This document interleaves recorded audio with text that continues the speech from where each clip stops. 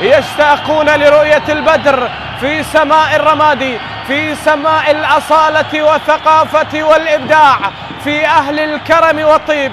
اليوم قمرهم بدرا في هذا الليل الجميل. مؤمن سليمان بخيارات معروفة ومعتادة للشرطة. محمد حميد ذهب باتجاه القرمة اليوم ندا للند، وخليفته أحمد باسل في مرمى الشرطة. أمير صباح على اليمين، أحمد يحيى على اليسار. في الدفاع أيوب المودن المغربي مع كام في قلبي الدفاع. وسط الملعب لعبد المجيد أبو بكر، بسام شاكر، وسجاد جاسم. والمقدمة لمحمود المواس، مهند علي، وحسين علي جاسم. الصقر البرتقالي، واليوم كل المدرجات برتقالية بالنسبة للمقاعد المخصصة لنادي القرمة. وفي الجانب المقابل هذا الأسمر الأخضر والأمهر يتواجد في وسط الملعب. القرمة بالمركز التاسع ب46 نقطة، الشرطة وصيفا للزوراء ب68 نقطة بالتساوي بالنقاط، ولكن فارق المواجهات تجعل الزوراء يتفوق في الصدارة على القيثارة. هنا السيد محمد سلمان الحكم الدولي سيبدأ ويعلن عن انطلاق هذا الحدث، هذه المباراة التاريخية وأول لقاء يجمع الفريقين في مدينة الرمادي. على بركة الله بصافرة محمد سلمان تأتي الآن الأذن، أو يأتي أذن حكم المباراة بإعلان انطلاق هذه المباراة الجميلة بالجماهير والرائعة بالنجوم، وننتظر أن تكتمل الصورة في أرضية الملعب. هنا كرة وأول السرقات، محاولة عند حسين علي جاسم، يحاول تغيير اتجاه اللعب ولكن التدخل والكرة تعود إلى الخلف بهدوء. آلان محي الدين أمام يوسف أمرو المنفجر في المباراة الأخيرة أمام نادي القاسم بعد أن سجل هاتريك في مرمى أسود بابل. هنا كرة في الخلف، مباراة صراع قمة مع صراع ثبات جدارة. عين هنا على الصدارة من أجل أن يتقدم القيثارة واكتمال صورة طريق السوبر هاتريك، وعين أخرى في ميسان هنالك على مباراة نفطها العنابي عندما يواجه النوارس من أجل صراع جديد. هنالك الأنظار تتجه في ميسان من جهة وفي مدينة الرمادي من جهة أخرى في ملعب الرمادي لمشاهدة صقور الغربية.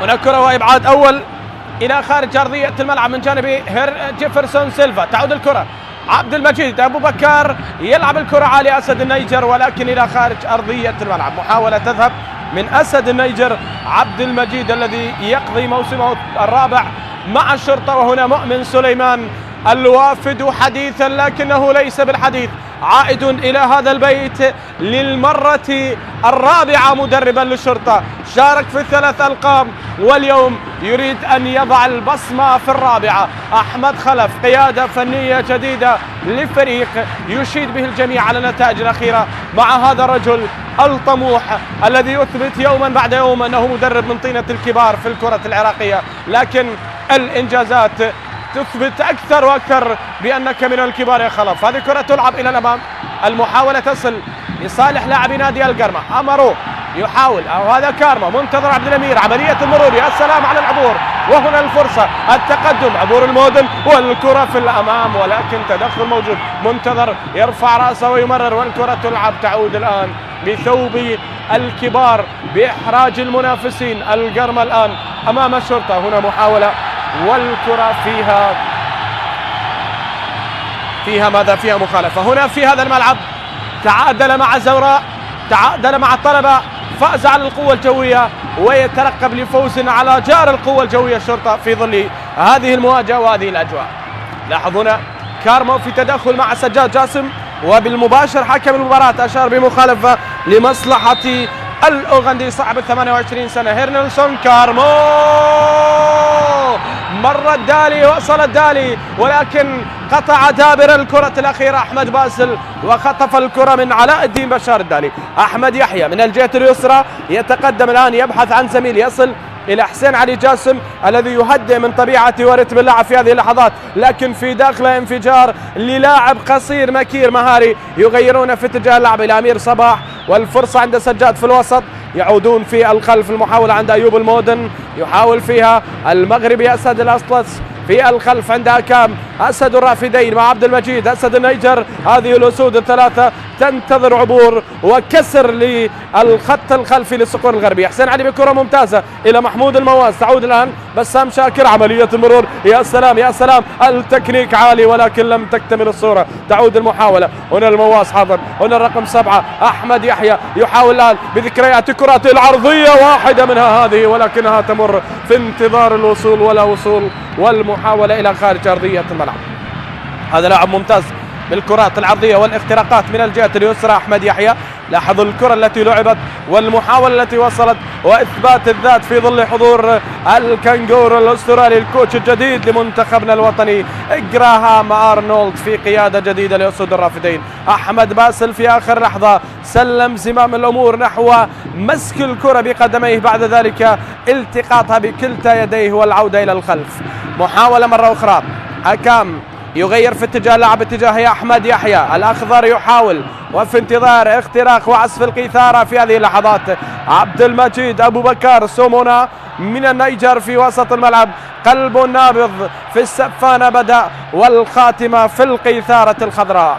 عودة إلى الخلف، لاعب ممتاز عبد المجيد يقدم مستويات رائعة، لديه 3 ألقاب للدوري متتالية مع الشرطة، وأغلب الأسماء الموجودة تملك هذه الحصيلة مع القيثارة.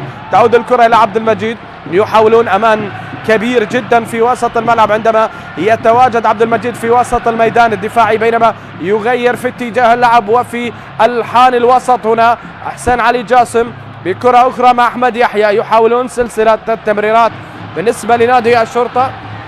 الآن بدأت أول مراحل الضغط على الفريق المنافس. حسين علي جاسم يحاول بالأسماء الشرطة من أجل فرض الأسلوب، من أجل فرض الإيقاع، كرة عرضية وثاني كرة من الجهة اليسرى تلعب من جانب أحمد يحيى وكرة إلى خارج أرضية الملعب. هذا أحمد يحيى يريد افتتاح التسجيل ونسيان ذكريات 2-2 في استاد الشعب، أول مباراة جماعة الفريقين وأول مباراة تاريخية للقرمة في دوري نجوم العراق. هنا بحضور الكوتش الجديد، بحضور الكنغور الأسترالي جراهام أرنولد، القيادة الجديدة من أجل الحلم هنالك في أمريكا والمكسيك وكندا من أجل كأس العالم والورد كاب العالمية في 2026. هنا محاولة وكرة على يمين حارس المرمى محمد حميد، يعرفونه جيدا بالتالي ضرباتهم ربما لا تخطي المرمى. هذا المواس، أين كرات العقيد المعتادة؟ الحموي يلعب كرة إلى خارج أرضية الملعب. أمامكم محمود المواس الذي لعب الكرة الأخيرة والمحاولة التي تذهب إلى خارج أرضية الملعب. تقدم كان للمغربي أيوب المودن، والكرة تذهب إلى الخارج مباشرة عند محمد حميد فرحان. هذا الواضح أمامكم، محمد حميد اليوم يعلم جيدا بأنه يواجه هداف الدوري لاعب مهند علي، لذلك قمة الهجوم في الشرطة ضاربة جدا في ظل وجود مهند علي ومحمود المواس. تعود الكرة مرة أخرى، هداف آخر في الجانب المقابل هو يوسف أمارو من النيجر، ولديه 10 أهداف حتى الآن مع القرمة، وهذه الكرة تلعب إلى خارج أرضية الملعب. الشرطة القادم إلى هنا من فوز على الكرخ في ملعب الشعب بهدف وحيد سجله مهند علي، ويتطلع إلى تحقيق انتصار أمام هذا الفريق العنيد. هنا كرة عالية تلعب ولكنها تعود في وسط الملعب. عبد المجيد يقدم كرة إلى الأمام باتجاه أحمد يحيى، يتقدم أحمد يحيى، يأخذ انذار، خذ ورقة صفراء يا شاب. حكم المباراة يتحدث مع الشاب، يعطيه البطاقة الملونة في هذه اللحظات. اليلو كارت يخرج بوجه شاب نعم يخرج بوجه شاب رزاق فرحان. أفضل خلف لأحسن سلف. شاب رزاق الوالد مهاجم والخلف لاعب وسط ملعب دفاعي، بدأ في الصقور ومن الطيور التي هجرت وأكلت صقور وانتقلت إلى الصقور الغربية، من صقور بغداد إلى الصقور الغربية. هذا شاب رزاق فرحان، تدخل على أحمد يحيى في الكرة الأخيرة، والشاب لاعب المحور يحصل على بطاقة صفراء. بداية يوم كروي ممتاز كان بالنسبة لصقور القوة الجوية، الآن في انتظار صقور الغربية في مباراة فاز فيها القوة الجوية هنالك في كربلاء. أمامك السيد أحمد خلف المدرب الذي حل بديلا هنا للسيد غازي فهد. وثاني مدرب يقود القرمة هذا الموسم، بينما قاد الشرطة حتى الآن 3 مدربين. بدأوا بأحمد صلاح، بعد ذلك محمد عبد العظيم المصري، وأتى مؤمن سليمان الذي يقولون أنه من يداوي الجراح في البيت الأخضر إن لم يستقر البيت، لكن أتى في وضع أن البيت بدأ يستقر. هنا التدخل الأخير، وأحمد يحيى يمر بشكل ممتاز. يحاولون مرة أخرى لعب الكرة عالية إلى الأمام، واصلة، المواس طالت عليه وإلى خارج أرضية الملعب. هذا الذي يخافون من اختراقاته كثيرا محمود المواس. هنا مر بهذه الكرة ونجح في هذا العبور، لكن لم ينجح في عملية الاستلام. لاحظ محاولة وصلت إلى المواس، الكنترول لم يأتي مع محمود، ومحمود مرت عليه الكرة لتذهب إلى خارج أرضية الملعب. رباعيتين هذا اليوم، رباعية لزاخو في مرمى الحدود، ورباعية للقوة الجوية في مرمى كربلاء. هذا ما يجعل أمر البقاء مؤقت جدا، أو ربما حلم البقاء انتهى بالنسبة لفرسان الحدود. لكن النظر على فريق كربلاء، هذه كرة تعود كارمو، يلعبون كرة ويغيرون في اتجاه اللعب. عملية التقدم من إشهاب رزاق، يعولون على ألان ومحمد عدنان كثيرا على الطرف، تلعب اتجاه أمرو الأخطر، يحاولون. هذا أسد النيجر، والمراقبة موجودة من أحمد يحيى. أحسن علي جاسم في الوسط، يحاول مع عبد المجيد الذي يعيد الكرة إلى أكام.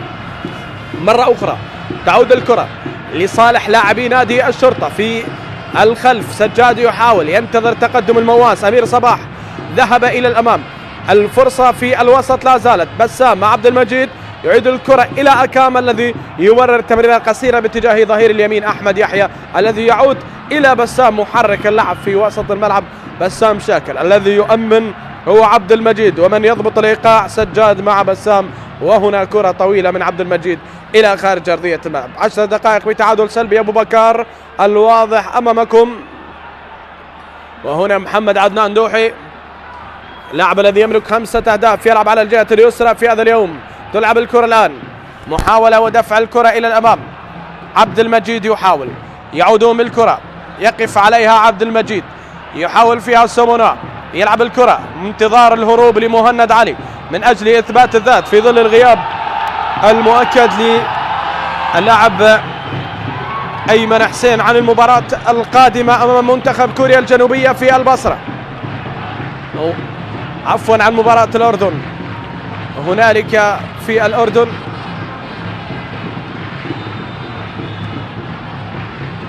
تعود الكرة، والمحاولة التي وقف عليها عباس في انتظار عبور تاريخي آخر لكأس العالم في أراضي المكسيك. واشتقنا إلى المكسيك يا إجراهام، المدرب العارف في طريق الذهاب باتجاه المونديال مع منتخب استراليا. تاريخ طويل لهذا المدرب، انتدب من أجل أن يذهب بنا إلى حلم المونديال. تعود كرة مرة أخرى، يصل في دفاعات نادي الشرطة. عملية التمرير من أحمد باسل الذي يحاول في هذه اللحظات. غياب علي يوسف وغياب أيمن حسين سيكون عن مباراة كوريا الجنوبية في البصرة. نعم، يعني المباراة الأولى في 5 يونيو علي فاز أو عفوا علي يوسف غياب تام، وأيمن على مباراة كوريا الجنوبية فقط. لذلك الأنظار ستتجه على الحمادي وميمي، وفي انتظار مهاجم جديد ربما يضاف إلى القائمة. محاولة تعود، هكذا الحديث في الساحة الرياضية في الآونة الأخيرة. والكرة التي تلعب من بسام باتجاه محمود المواس. محمود يحاول، هذه مبارياته وهذه كراته. تلعب الآن الفرصة إلى الأمام، بسام، ولكن هنا التدخل في وقت من العقيد من عباس قاسم. لا تمر يا بسام، لأن المرور سيجعلك تسجل هدف وسيجعل الأحزان في البيت الأبيض، وهذا الذي لا أحبه ولا نحبه أبدا. اللاعب الذي عرف بانتمائه إلى فريق الزوراء هذا عباس قاسم، الوافد من النوارس الذي كان في رحلة مع صنعة نفط عبادان في الدوري الإيراني. هذه كرة بينية مررت إلى الأمام، والمرور كان من بسام في الأولى، لكن عباس بالخبرة قطع الكرة من أمام بسام شاكر، ومخالفة على بسام في الكرة الأخيرة. مخالفة على بسام شاكر. الحديث الذي كان في اللقطة الأخيرة هذا بسام شاكر، وعين أخرى على السيد أحمد خلف المدرب السابق لأندية الطلبة ونفط ميسان والديوانية والقوة الجوية مساعد للسيد ثائر جسام في أربيل، وثائر أحمد عفوا في أربيل في أيام الإنجازات. مؤمن سليمان من أجل لقب خامس أو سادس مع لقب سوبر 7 ألقاب يبحث عنها المدرب من أجل هذا الرقم، لقب دوري مع فريق القوة مع فريق الشرطة، 3 ألقاب للدوري مع القوة الجوية، لقب في الكاس مع الشرطة، لقب في الكاس ولقب في السوبر أيضا مع الشرطة. يريد مواصلة التألق في ملاعب العراق وكتابة التاريخ مع الفريق الأخضر. الكرة التي تعود، هم أبطال الهاتريك في الدوري في المواسم الأخيرة يبحثون عن السوبر هاتريك، والأخضر اليوم يلعب على العشب الأخضر من أجل مجد جديد في دوري نجوم العراق. هو بطل أول نسخة من موسم المحترفين في لا ليغا العراق، والآن ينتظر لقب جديد والعبور من سكة النوارس التي يحاولون من خلالها الضغط كثيرا على هذا الفريق. أحمد يحيى، خسارة الديربي تبقى مؤثرة جدا في بغداد بالنسبة لنادي الشرطة. تعود كرة إلى الأمام، حسين علي جاسم باستلام جديد. أحمد يحيى يحاول،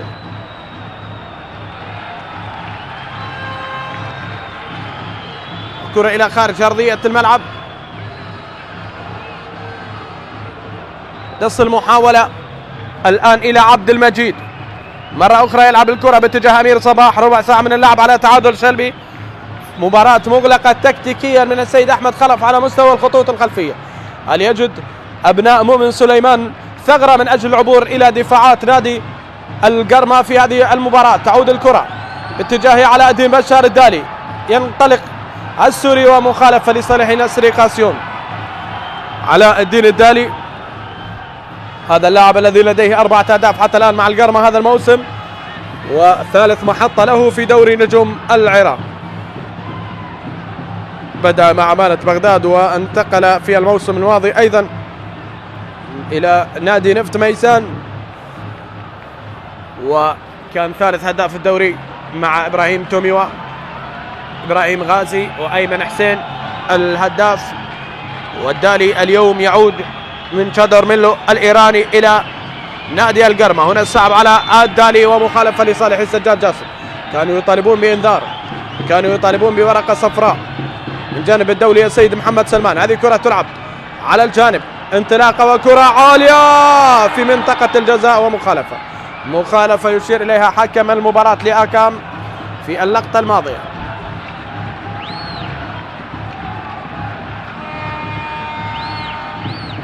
تلعب المحاولة من عرضية وتدخل من علاء الدين الدالي على آكام، ومخالفة في منطقة الجزاء، ضربة حرة مباشرة لصالح آكام هاشم الواضح أمامكم، صاحب هدف العودة بريمونتادا أمام الكويت في جذع النخلة، عندما اهتز جذع النخلة بالأفراح في ذلك اليوم، ونقطة ثمينة جدا في طريق الحلم إلى المونديال. تعود المحاولة من جانب آكام هاشم مرة أخرى في انتظار التقدم من حسين علي جاسم، يعود ويمرر شهاب رزاق في وسط الملعب، خاطئة من جانب لاعب جيفرسون، عملية تقدم وتسديده من مسافة بعيدة إلى خارج أرضية الملعب. كانت المتابعة حاضرة من ريتشارد كاساغا في اللقطة الأخيرة. الزوراء الآن يتقدم على نفط ميسان بهدف سجله إبراهيم توميوا، وهذه الأطفال البريئة الحاضرة هنا بالزي الأبيض بهذه الملابس الجميلة، جانب على الحضور الجماهيري في البيت الأخضر. أيضا حكم المباراة يأخذ لقطة جانبية، محمد حميد يلعب الكرة،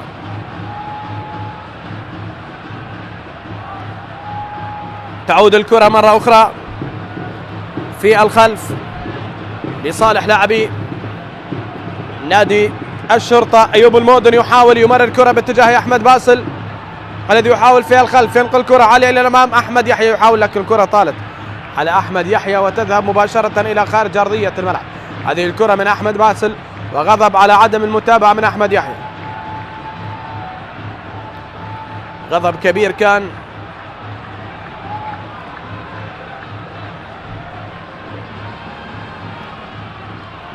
هنا رمية جانبية ستلعب من جانب عباس قاسم على طريقة الإنجليز، يلعب كرة قوية عالية إلى الأمام، لكن المتابعة من لاعبي الشرطة. تعود حرب وسط الملعب، لا زالت قائمة. مرة أخرى تلعب الكرة، والفرصة التي تصل باتجاه حسين علي جاسم.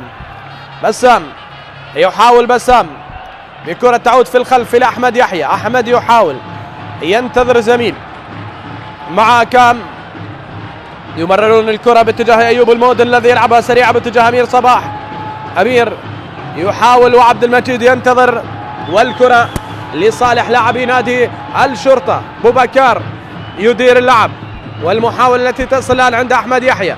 أحمد يحاول بلقطة أخرى بانتظار اختراق أحمد يحيى في الأمام. يعود حسين علي جاسم ليؤمن على تقدم أحمد يحيى. سجاد يغير باتجاه اللعب في انتظار مهند علي. هذا أمير صباح، راح مهند، راح، والكرة تلعب الآن، الرأسية تمر وإلى خارج أرضية الملعب. ممتازة الكرة، وصلت باتجاه مهند علي قائد الفريق وهداف الفريق وهداف الدوري، مرت إلى خارج أرضية الملعب. أراد أن يباغت أحمد أو محمد حميد، لكن الكرة مرت من أمام مهند علي. لاحظ تفاهم كبير بين أمير صباح وكذلك مهند علي. من اللقطة الأخيرة والكرة التي لعبت وصلت وإلى خارج أرضية الملعب، كان المرور. هنا جماهير القرمة في اللقطات في المدرج القرمة بهذه اللقطات. كانت رسالة من مخرج المباراة. تعود الكرة مرة أخرى، واصلة في الجانب، مخالفة لصالح لاعبي القرمة. الآن مخالفة بهذا التدخل الأخير.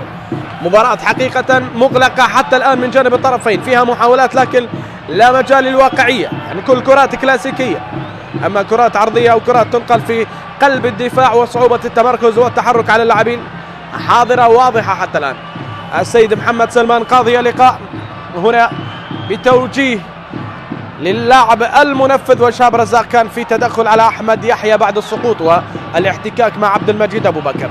تعود الكرة بانتظار التمريرة مرة أخرى.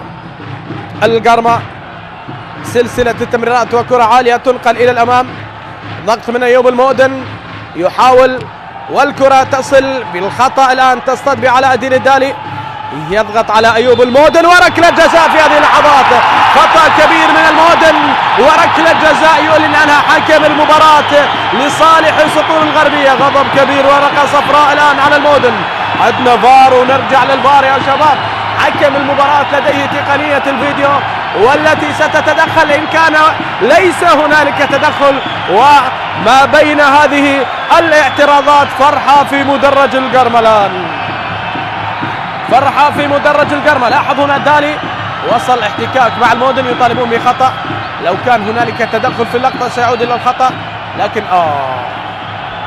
سيعود إلى الفار حكم المباراة بهذا التدخل، وسيراجع القرار إن كان هنالك تدخل. هذا التدخل هل يرتقي إلى ركلة جزاء على مستوى الوجه، لا، أو التدخل على الصدر، فيه تعمد، فيه دفع، فيه ضرب، الأمور هل يعتمدها حكم المباراة طبيعية؟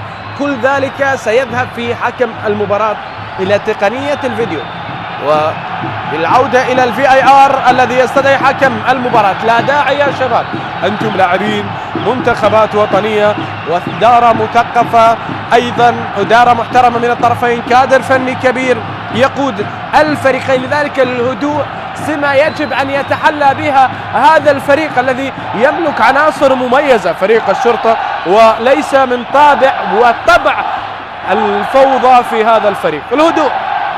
لاحظ السيد محمد سلمان يرى التدخل هذا الذي أشار إليه، هل كان على الوجه؟ هل استعجل حكم المباراة أم إن القرار صعب؟ سؤال أطرحه ويطرحه الجميع على السيد محمد سلمان الذي استدعاه حكم الفار السيد زيد ثامر. تعال يا محمد يا سلمان، شوف الحالة وقيم الحالة، وغضب في المدرج الآن والفوضى لا داعي لها، والحكم يقول في هذه اللحظات مخالفة لصالح نادي الشرطة.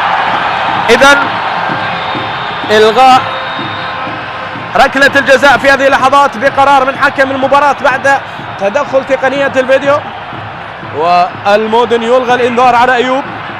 محمد سلمان الحكم كان هادي في ظل كل هذه الفوضى، ذهب مباشرة إلى تقنية الفار وأعلن عن عدم وجود ركلة الجزاء.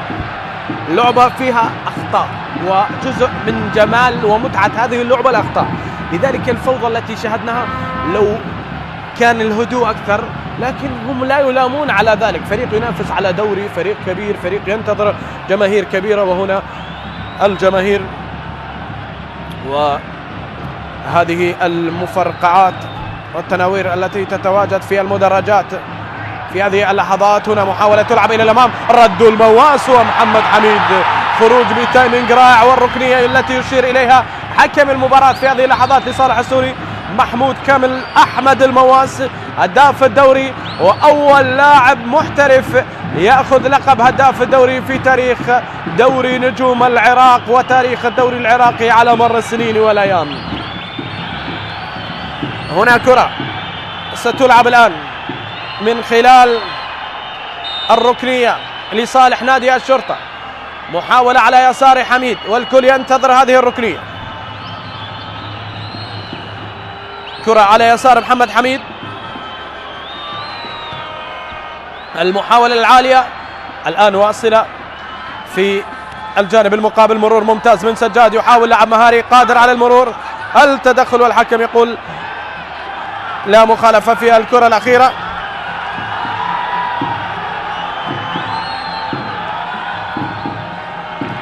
لاحظوا الاحتكاك الأخير الذي كان بعد المتابعة ما بين اللاعب ريتشارد كاساغا وسجاد جاسم، وهنا تدخل في آخر لحظة من محمد حميد فرحة. آخر لحظة ظهر محمد حميد وتدخل، ولاحظ هنا المواس الذي حاول، والكرة التي أبعدت إلى خارج أرضية الملعب. الشرطة يملك مباراة مؤجلة ليست بالسهلة أبدا هنالك في ملاعب الشمال أمام صقور الجبال، لذلك المباريات الصعبة فيها المنافس صقر، وأمام صقور الغربية اليوم وحتى انتظار لمواجهات قادمة. تعود الكرة وتبعد في وسط الملعب، تدخل شهاب رزاق يحاول نجل الهداف الجوي السابق ونجم المنتخبات الوطنية المتوج في آخر بطولة لقدام اللاعبين وأول بطولة لكأس الخليج العربي لقدام اللاعبين مع منتخبنا الوطني بقيادة الحكيم حكيم شاكر.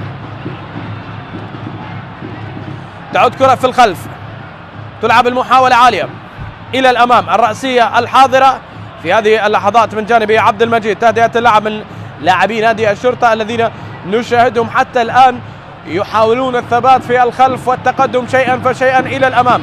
محاولة وبسام لا ينجح في المرور في ظل هذا الإغلاق في وسط الملعب، والمحاولة التي تعود الآن ربما يمكن أن يصل إليها الدالي، يطالبون بمخالفة، وأحمد باسل هنا يقف على الكرة. سلامات لمحمد عدنان دوحي، اللاعب الذي يملك 5 أهداف مع نادي القرمة. نقل الكرة على الجهة اليمنى، والكرة تخرج بكل روح رياضية من جانب لاعبي الشرطة إلى خارج أرضية الملعب للاطمئنان على سلامة محمد عدنان.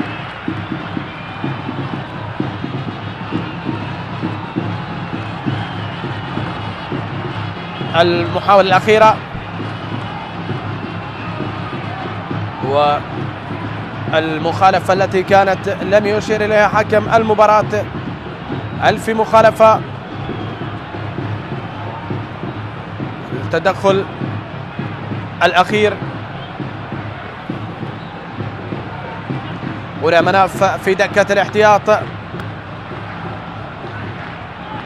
الذي في الأيام الماضية القليلة عقد قران مبارك لمناف، وسلامات لمحمد عدنان. سلامات لمحمد عدنان يسقط في هذه اللحظات، واعتراض من الكادر الطبي لنادي القرمة، يطالبون بمخالفة. وهنا جمهور الشرطة المجانين العاشقين الذين يذهبون أينما ذهب وارتحل هذا الفريق الأخضر، والسيد محمد سلمان يعود ليكمل المشاهد في أرضية الملعب والواقع والميدان. تعاد الكرة الآن مرة أخرى،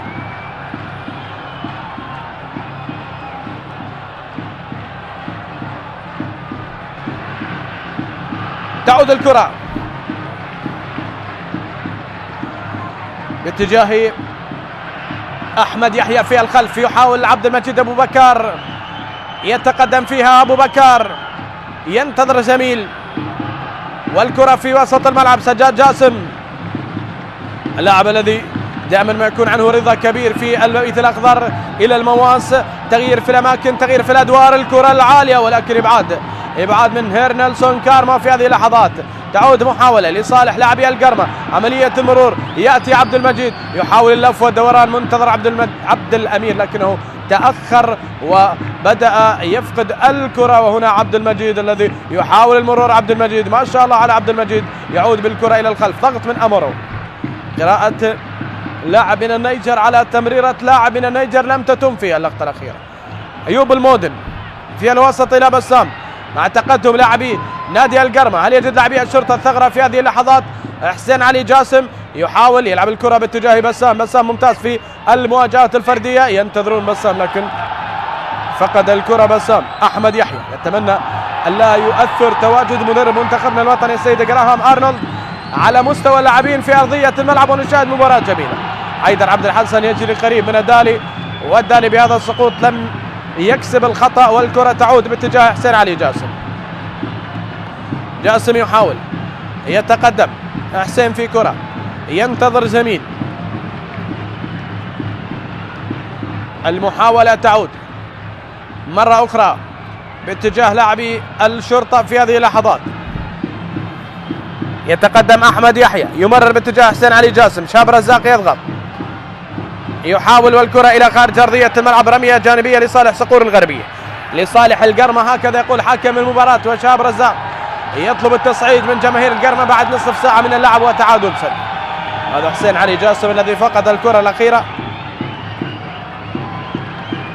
واللاعب شاب رزاق كان في ضغط على الكرة الأخيرة على حسين علي جاسم.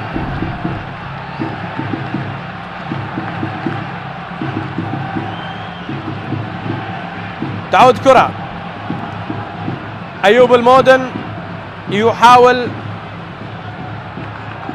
في هذه اللحظات، والكرة عند أحمد باسل. تعادل سلبي في الرمادي، تقدم للزوراء في ميسان، والأمور تسير على هذا الواقع حتى الآن. تعود الكرة مرة أخرى، تصل المحاولة باتجاه لاعبي نادي الشرطة، قطع الكرة من يوسف أمرو يحاول، يوسف ينتظر، ينجح في المرور، ينجح في العبور، يغوص في دفاعات الشرطة، يأخذ مخالفة وضربة حرة مباشرة. ضربة حرة مباشرة الآن في هذا التدخل الأخير.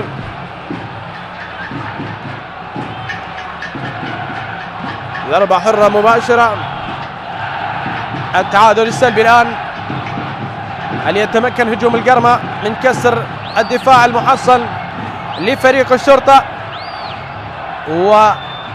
والقيثار الذي يريد الطموح والتقدم إلى الأمام، هل يتمكن من أن يضع كرة في شباك نادي الشرطة؟ هذه كرة عالية تلعب، تعود والحكم يشير إلى أوفسايد في اللقطة الأخيرة. هذا حيدر عبد الحسن يرفع الراية، يعلن عن التسلل في اللقطة الأخيرة. حسين علي جاسم، كرة في الخلف إلى عبد المجيد، مرة أخرى الكرة التي تعود، والأوفسايد في هذه اللقطة على مهند علي، على ميمي في اللقطة الأخيرة. محمد سلمان، والكرة العالية التي تلعب إلى الأمام. علاء الدين الدالي يحاول علاء، يتقدم السوري في منطقة الجزاء، عملية المرور من أحمد يحيى، هل تكتب؟ لا تكتب، وتعود الكرة باتجاه عبد المجيد في هذه اللحظات. مرة أخرى لصالح الشرطة، ضغط أخضر ورد من البرتقالي في هذه اللحظات، عملية تمرير، كارمو يحاول، والآن يأخذ مخالفة، لا يأخذ مخالفة في اللقطة الأخيرة. تدخل على الكرة، والآن محي الدين يطالب بمخالفة. هذا ألان كاوى عمر، معروف بألان محي الدين، وعباس قاسم يطالب بمخالفة. هذا التدخل الأخير ما بين أحمد يحيى وألان في اللقطة الأخيرة، وهنا عباس قاسم، والتدخل من المواس على قدم عباس قاسم في هذه اللحظات. لاحظنا الأوفسايد الأخير الذي كان على عباس قاسم.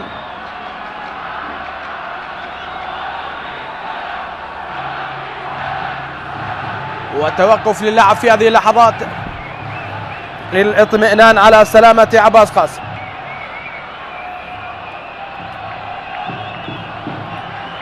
محاولة تعود، وهذه الكرة التي نقلت والرأي الأخيرة التي كانت على مهند علي، وعباس يتحدث مع اللاعب ريتشارد كاساغا على أنها بالعقل. بتخطيط ذهني نجح في الوقوف الأخير.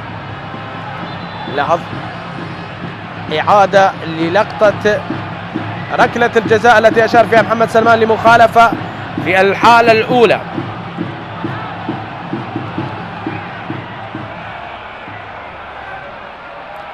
على اللاعب علاء الدين الدالي لصالح أيوب المودن. عدم رضا من الجانب البرتقالي على القرار، وأساسا لم يكن هنالك رضا من الشرطة على القرار في اللقطة الأولى. عبد المجيد يأخذ مخالفة، ضربة حرة مباشرة الآن.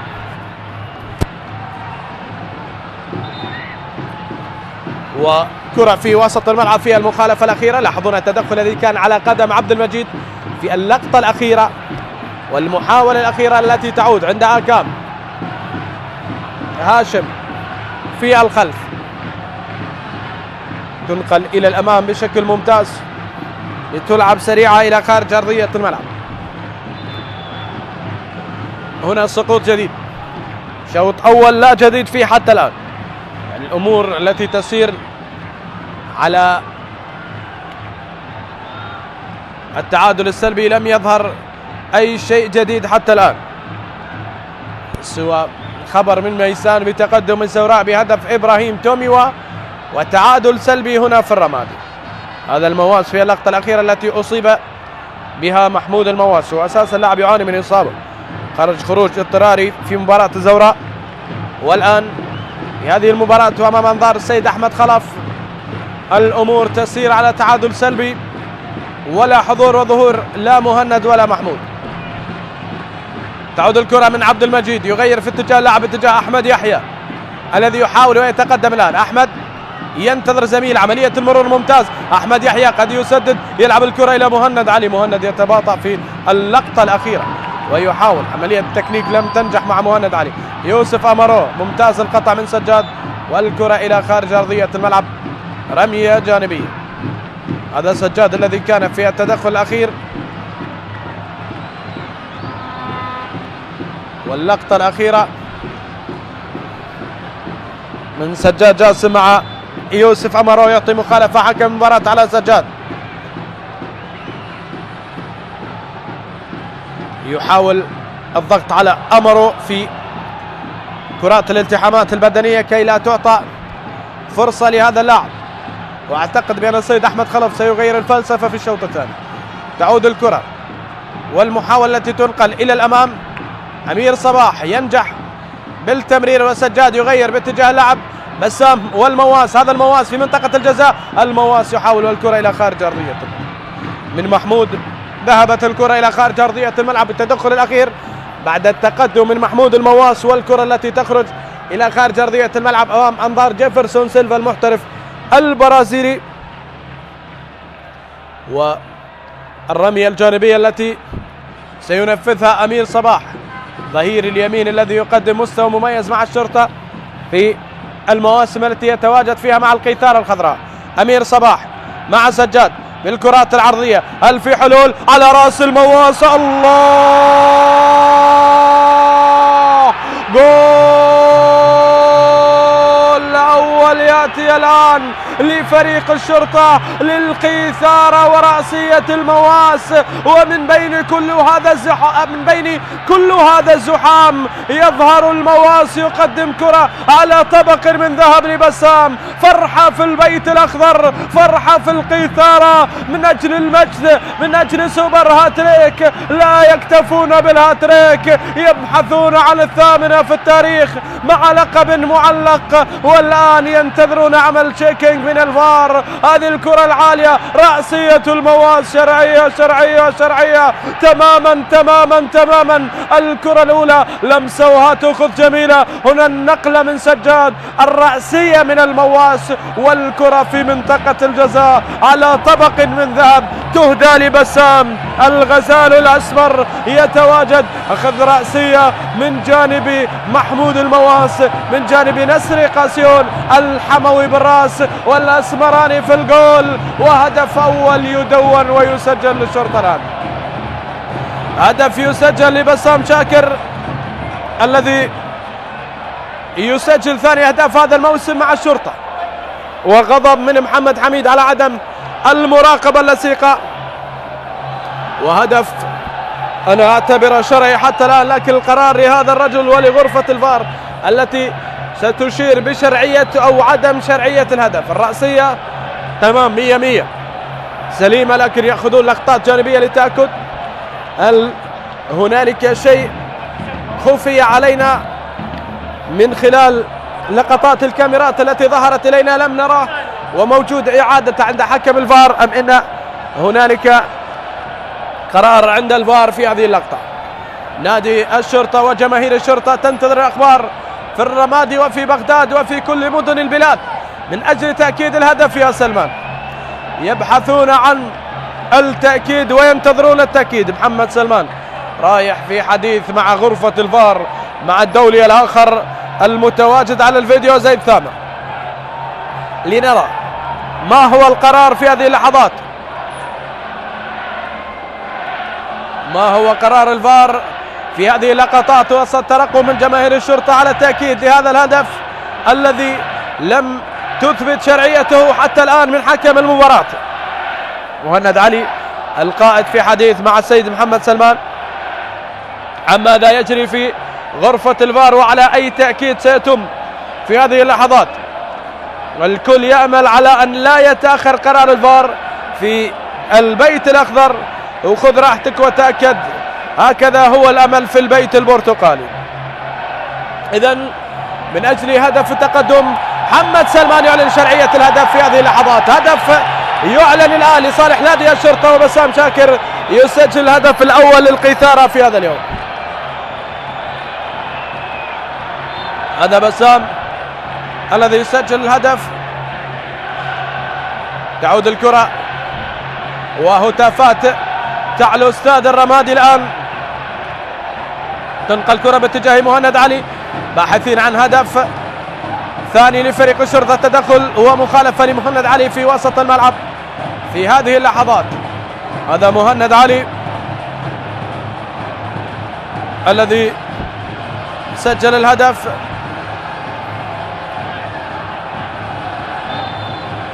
كرة تعود ومحاولة تصل الآن لصالح نادي الشرطة في وسط الملعب. فريق القرمة لم يظهر على مستوى الهجوم أبدا في هذه المباراة. أنت تواجه المتصدر نعم، لكن كل هذا الحشد وكل هذه الجماهير تنتظر ظهور الفريق. هكام يحاول يتابع الآن، يعيد الكرة والفرصة، وحميد يلتقط الكرة في اللحظات الأخيرة. محمد حميد يظهر ويلتقط الكرة في اللحظات الأخيرة. كرة تعود مرة أخرى لصالح أحمد يحيى، يتقدم، يقدم مباراة كبيرة حتى اللحظة، ويحاول الوصول إلى الكرة، ينجح في الوصول، والكرة التي تلعب إلى ركنية حسب إشارة حكم المباراة، أو نعم ركنية لفريق الشرطة. بهذا التقدم والانطلاق من أحمد يحيى الذي يقدم شوط كبير جدا على مستوى الجهة اليسرى.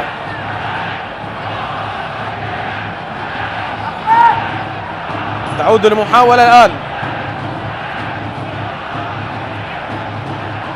من خلال حسين علي جاسم،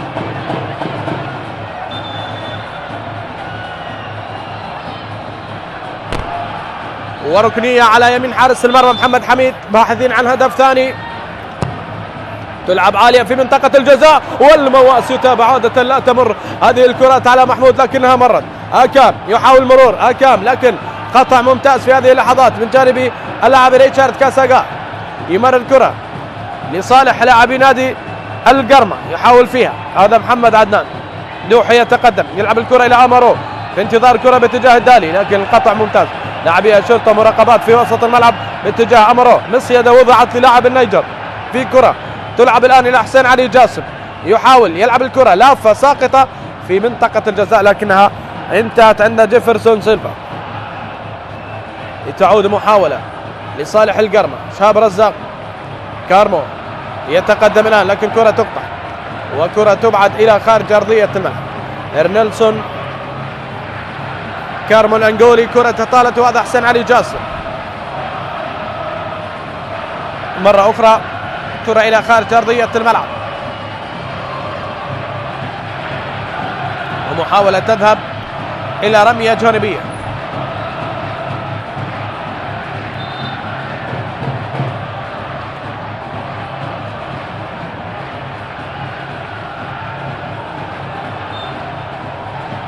هنا أمامك إعادة للقطة الهدف، رأسية من المواس وكان انسايد في اللقطة الأخيرة بسام ليؤكد الهدف بعد بضع دقائق من تقنية الفار. تعود الكرة ومحاولة تلعب باتجاه محمد عدنان، كرة عالية إلى الأمام على أدير الدالي، يحاول هل يصل، هنا أكام يتدخل وببسالة يبعد هذه الكرة. أوف سايد في اللقطة الأخيرة، أوف سايد وراية وتسلل. رفعت من حكم المباراة المساعد الدولي السيد حيدر عبد الحسن.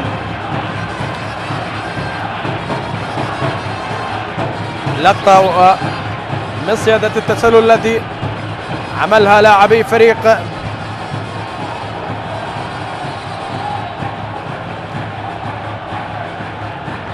نادي الشرطة. هنا فلاشات المدرج الحاضرة لفريق الشرطة، هذه الجماهير التي ترافق فريقها كما ذكرنا، جمهور يعطي دعم كبير لفريق حقيقة عنوان للإبداع، فريق عنوان للطرب، عنوان للإثارة، وهم يعلمون أن لقب الدوري ثمين وغالي جدا عليهم، بالتالي ينتظرون الصمود. كرة وصلت إلى حسين علي لكن تدخل من ريتشارد كاساغا، هذا الأخطر أمرو، لذلك لا يعطوه مساحات أبدا.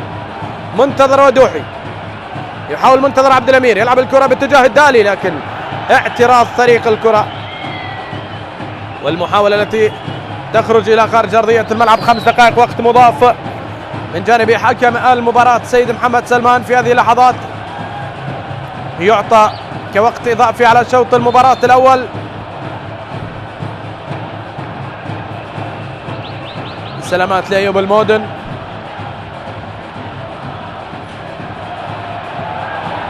والكرة التي تعود مرة أخرى وتدخل على يوسف أمرو، مخالفة تأتي في هذه اللحظات لأكام هاشم بهذا التدخل. لاحظ أكام وضغطوا عليه في اللقطة الأخيرة.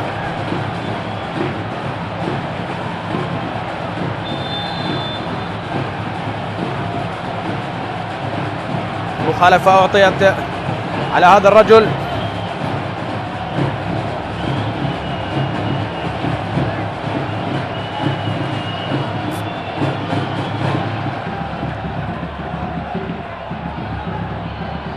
كرة في دفاعات نادي الشرطة تلعب من الخلف. عبد المجيد يحاول، عبد المجيد ينطلق ويمرر إلى أحمد يحيى. أين المواس؟ هذا المواس يمرر الكرة إلى محمود، يلعب الكرة في الطرف في اتجاه أيوب المودن، وأمير صباح ينتظر لمن يا أيوب. لو نظر على اليمين لوجد من يمرر إليه في اللقطة الأخيرة. تعود مرة أخرى والكرة في وسط الملعب تأتي حسين علي جاسم يمرر في هذه اللحظات.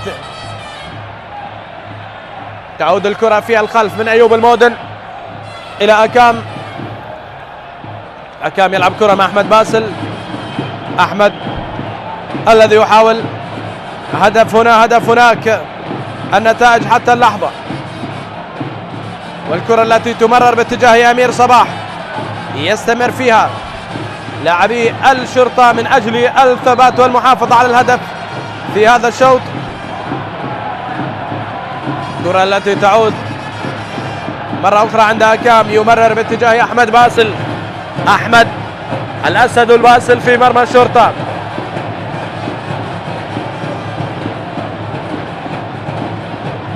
لتعود الكرة. بسام وسجاد. حسين علي جاسم. عبد المجيد يتقدم، يحاول فيه عبد المجيد من اجل الخاتمه في الشوط. حسين وامير صباح. الان تواجد لاعبي الشرطه في منطقه الجزاء واعتراض ممتاز لطريق الكره الاخيره.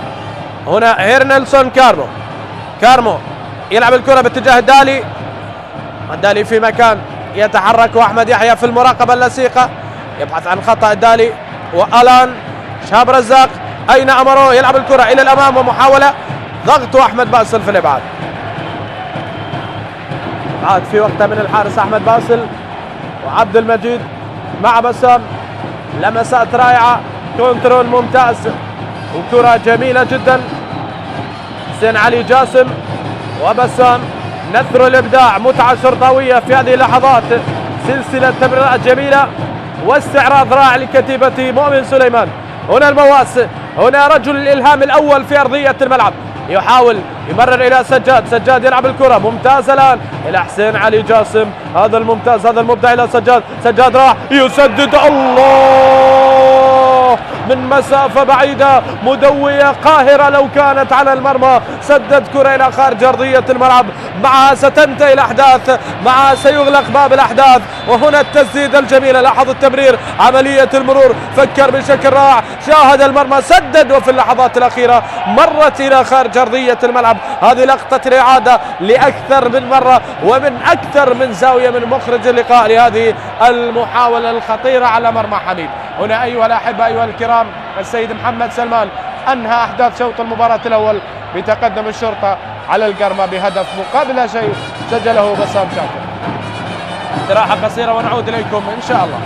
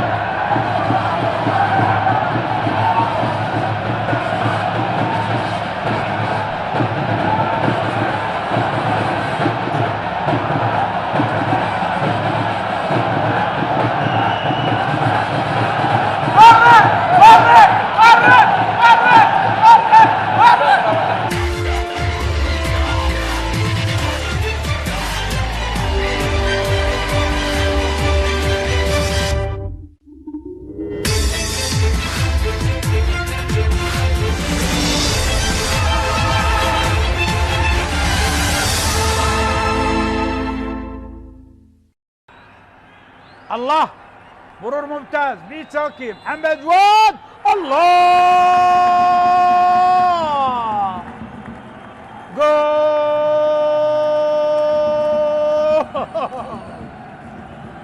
محمد جواد بأول للقوى الجوية. الله، محمد جواد لاحظ لاحظ لاحظ لاحظ بيسوكي محمد جواد. صعبة صعبة صعبة، واحد من أجمل أهداف دورينا. أعتقد ما كان التسلل موجود. جواد جواد جواد يا جواد. محمد جواد بمرمى نادي القاسم، واحد من الأهداف الجميلة للقوى الجوية. أول أول أول أول هاي طريقة الاحتفال.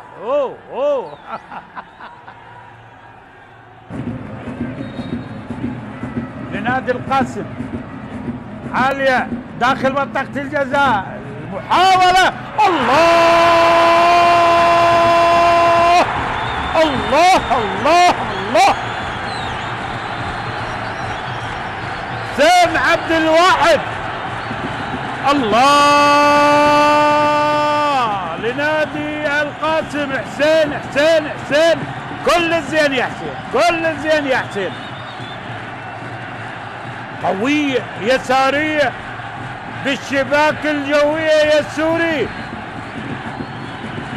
حسين عبد الواحد بواحد من أجمل أهداف دورينا.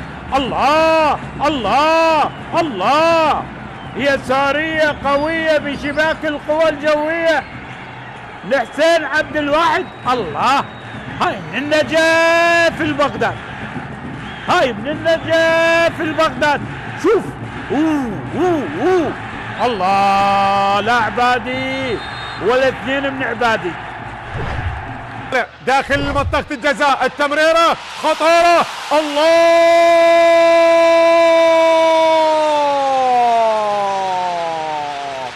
جول جول جول جول جول للنوارس، للزوراء. سجل الزوراء، هدف هدف هدف هدف للزوراء. دجلة تصير ملعب للي يلعبون، واضرب دجلة تلعب بس نوارس. شد عين النوارس للشواطئ تروح، شد عين النوارس للشواطئ تروح. اي والله، هكذا الزوراء يتقدم بأول أهداف المباراة. شوف تبادل الكرات، كرار لعلي محسن، بوم. الله الله الله الله الله الله على كرة الهدف. سدد الكرة بقوة. يوه يوه على كرة الهدف. سدد سدد سدد الكرة، كانت جميلة، خطيرة لعزيز، خطيرة توميو. الله،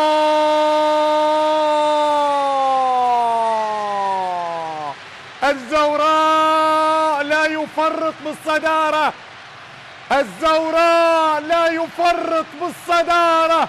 متمسكا بقوة، متمسكا بقوة. الزعيم، الزعيم في الصدارة، الزعيم في الصدارة. هذه الكلمة، الكلمة التي لا يعلى عليها. الزوراء البحث عن الصدارة، الزوراء التمسك في الصدارة، الزوراء لا يفرط بالصدارة. توميو هذه المرة يظهر لنا ويسجل الهدف الثاني، هدف ثاني لمصلحة النوارس، هدف ثاني لمصلحة الزوراء.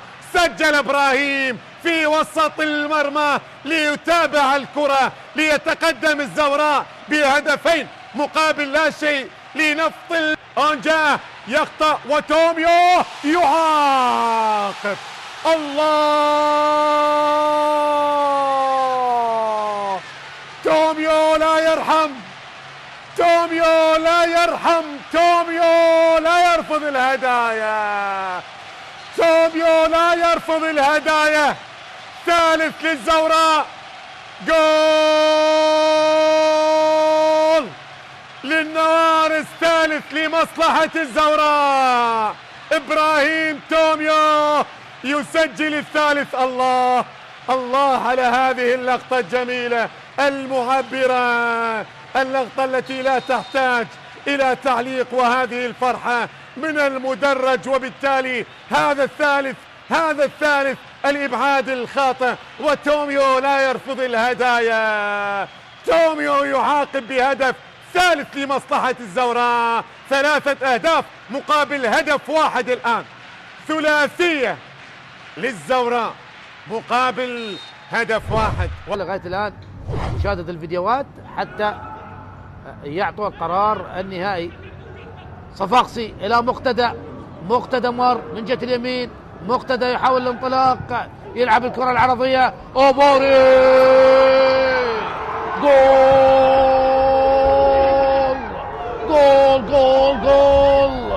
إعصار ديالا يستمر بضرب المنافسين واحدا تلو الآخر.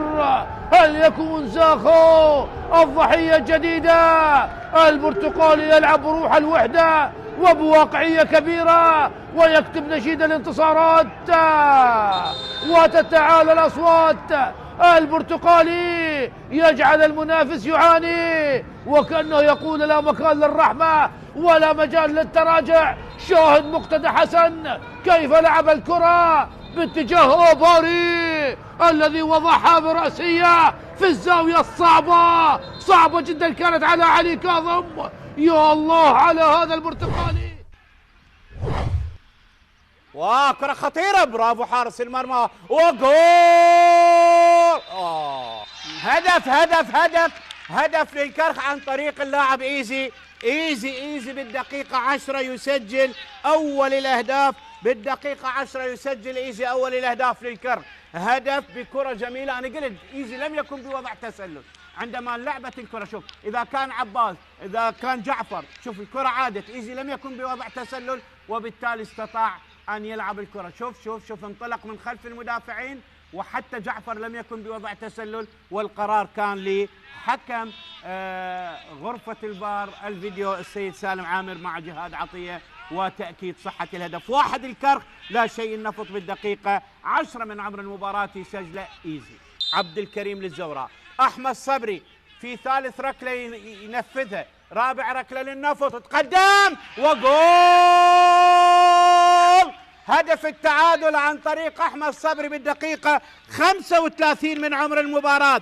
أحمد صبري يسجل هدف التعادل من ركلة جزاء بالدقيقة 35 من عمر المباراة بكرة جميلة تمر على يمين محمد شاكر ويدرك التعادل. وهناك طرد للمدرب أحمد عبد الجبار يترك الساحة والملعب متعصب، غير راضي، غير مقتنع بركلة الجزاء.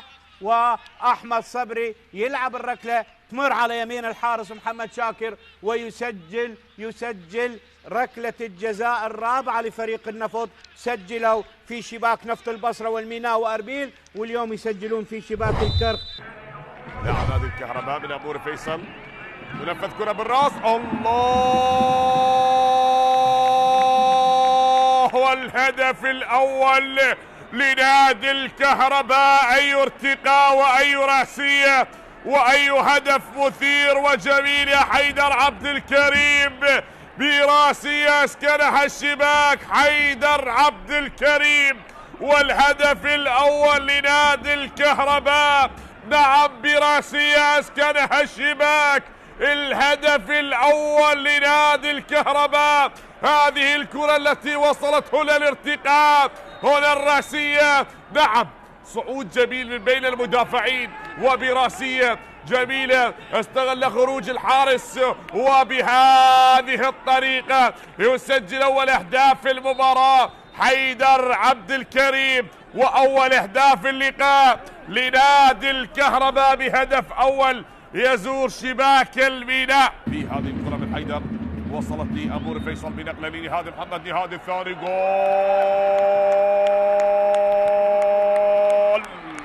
نهاد محمد والهدف الثاني لنادي الكهرباء. تغيرت الأمور وتحسنت أوضاع الكهرباء بهدف ثاني بالمباراة. الله الله الله الله الله الله يا نهاد محمد، الهدف الثاني هذا بعد أن سجل في مباراة الذهاب، عاد ليسجل في مباراة الإياب. بهدف ثاني في المباراة. شاهد بنقلة جميلة رائعة من حيدر لنهاد محمد، والهدف الثاني لنادي الكهرباء.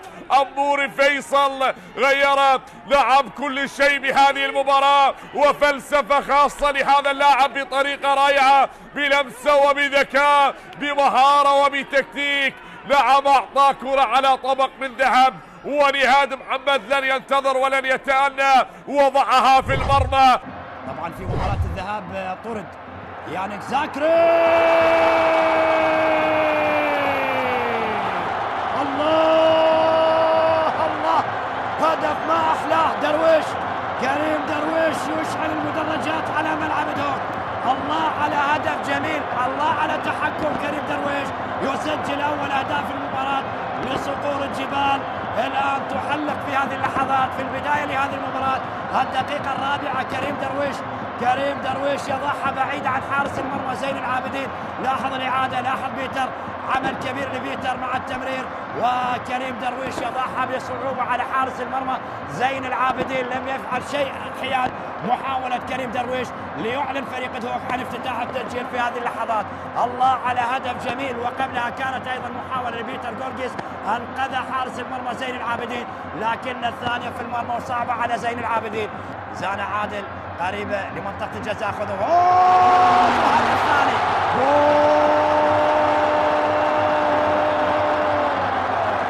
هدف ثاني لدهوك. زان عادل يسجل هدف ثاني ومن مسافة بعيدة. زان عادل وهدف ثاني لفريق نادي دهوك في مرمى كربلاء. هدف الثاني مع دهوك خلال هذا الموسم بعدما سجل في مرمى نوروز، الآن يسجل في مرمى كربلاء ويضاعف النتيجة لدهوك على حساب كربلاء بهدفين. تصبح النتيجة بهدفين لا شيء، بأكثر من نقلة، بجملة تكتيكية جميلة لفريق دهوك. خذوا هات بعد ذلك بيتر هو صانع الهدف الأول ومن ثم صانع الهدف الثاني. لذلك فريق دهوك يسجل هدف ثاني عن طريق زان عادل بعدما سجل في الشوط الأول عن طريق اللاعب كريم درويش. 2 دهوك لا شيء كربلاء، بعدما كان كربلاء هو الأقرب للتسجيل. واحد من الأسماء الممتازة طبعا مع فريق كربلاء عبد العباس اياد. هنا محاولة، الله يا لروعة أهداف عبد الله حسون، يا لروعة أهداف عبد الله حسون. عبد الله حسون يسجل هدف رائع، هدف رائع في مرمى دهوك، وعبد الله حسون يفعلها من جديد ويسجل هدف جميل بعدما سجل أهداف جميلة في مرمى النجف ومن مسافات بعيدة. الآن يسجل هدف لفريق كربلاء، سجل في مباراة الذهاب والآن يسجل في الإياب. عبد الله حسون يقلص الفارق. لاحظ، الله الله الله الله الله على هدف رائع لعبد الله حسون. ما أروعك يا عبد الله حسون بأهدافك الجميلة. الله صعبة يا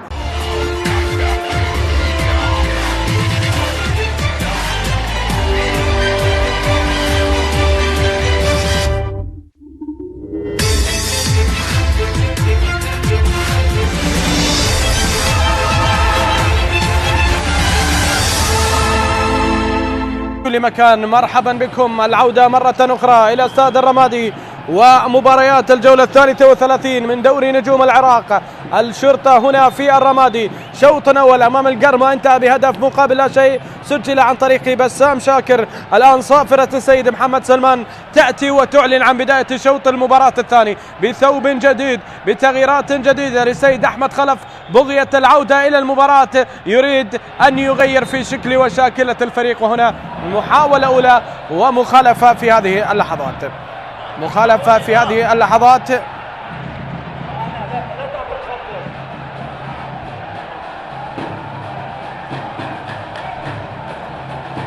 كرة تعود، الأسماء نفس الأسماء في ظل دخول فقط لاعب جديد في الشوط الثاني بالنسبة لفريق نادي القرمة كان مؤمل عبد الرضا. لنتعرف عن البديل، لا زال منتظر عبد الأمير في أرضية الملعب، ويتواجد على اليمين اللاعب مؤمل عبد الرضا. لذلك من هو المغادر حتى الآن؟ كرة تلعب سريعة، يوب المودن يبعد كرة، والفرصة التي تنقل إلى الأمام، ومحاولة إلى خارج أرضية الملعب، في هذه اللحظات.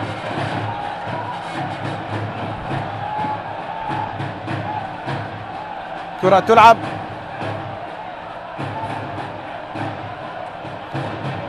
والكرة التي تصل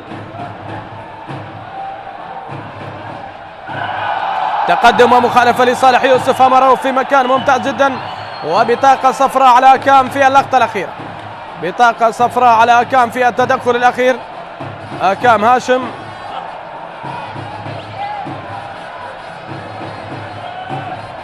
لاحظ هنا اللقطة وتدخل بالمباشر، ورقة صفراء مستحقة على أكام هاشم في ظل هذا التدخل. لاحظ هنا اللقطة الأخيرة والتدخل كان على قدم يوسف أمرو، وأكام يأخذ إنذار ومخالفة أمام المرمى. هل يوسف أمرو مهند يقول له بالراس، وأكام مدافع يعلم جيدا بصعوبة الموقف.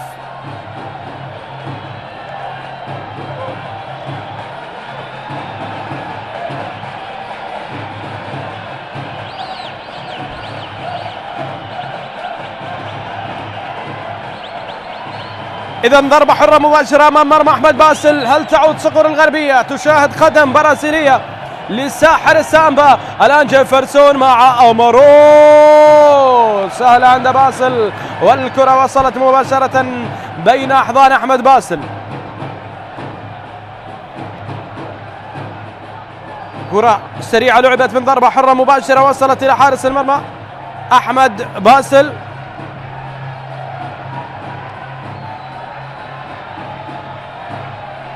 لاحظوا الكرة والإعادة لأكثر من زاوية، الكرة وصلت بالمباشر.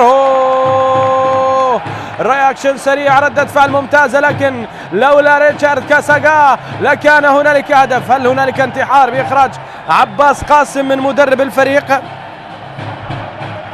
هنا الكرة التي تلعب وعملية التقدم من بسام، لكن في اللحظة الأخيرة ريتشارد كاساغا ظهر إلينا.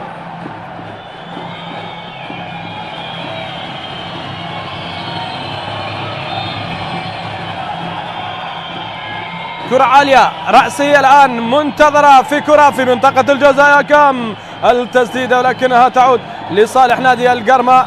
وفي هذه اللحظات ركنية للشرطة، ضغط كبير من جانب لاعبي نادي الشرطة في هذه اللحظات. هذا كم الذي بدأ يتقدم إلى الأمام ويأخذ حرية كبيرة في الأمام. الآن خامس ركنية للشرطة. تخيل عزيزي المشاهد كم الضغط، هذه خامس ركنية للمتصدر في أرض الفريق المضيف، وإلى الآن ولا ركنية لصقر الغربية ولا ركنية للبرتقالي، فيما كرة ستلعب من يمين محمد حميد بالتحديد، على يمين محمد حميد بالتحديد من الزاوية من الركنية. الآن ستلعب على رأسية بسام، والكرة تصل مرتدة عكس الاتجاه بحرب الكونتر اتاك. يفض نزاع الكونتر اتاك أيوب المودن، والكرة تعود. حسين علي جاسم قطع بمهارة من جانب منتظر عبد الأمير. لاحظ أخذ الكرة، عدم تفاهم الفريق في مرحلة شرود ذهني يا شهاب يا رزاق في ظل هذا الحشد الكبير. هنا الكرة تعود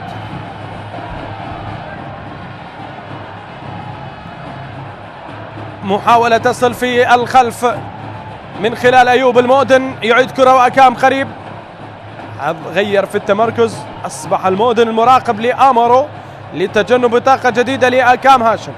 هذه الكرة التي تمر من أحمد باسل إلى خارج أرضية الملعب.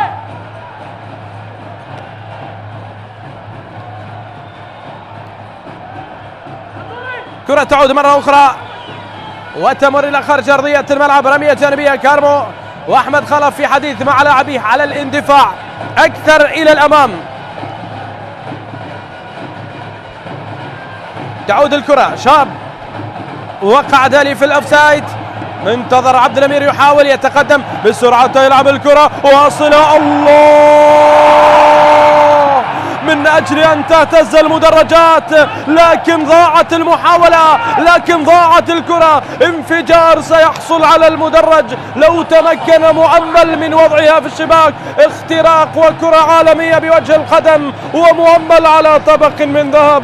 ابن النوارس، ابن المدارس، يضيع كرة التعادل، يضيع كرة إيقاف المنافس لفريقه السابق، وهذه إلى خارج أرضية الملعب من أجل عودة صقور الغربية في المجمل الأول والأخير. هنا كرة تلعب في الخلف عند أحمد باسل، يحاول بكرة ينتظره هو أيوب المودن. أمير صباح عملية المرور هنا، أمير في هذا الصراع، بسام يتقدم، تدخل ومخالفة لبسام شاكر.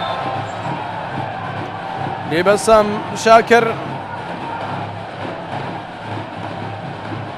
محاولة وعملية تدخل فيها خطورة كبيرة، يستحق انذار على هذا التدخل. منتظر عبد الحميد، لاحظ هنا التهور في هذا التدخل، وحكم المباراة اكتفى بالمخالفة لبسام شاكر. بسام في ظل هذا الزحم يحاول عملية تقدم الآن من الغزال الأسمر.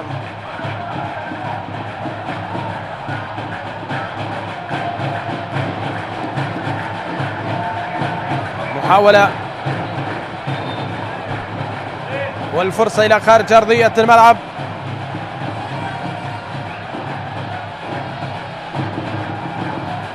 تمر الكرة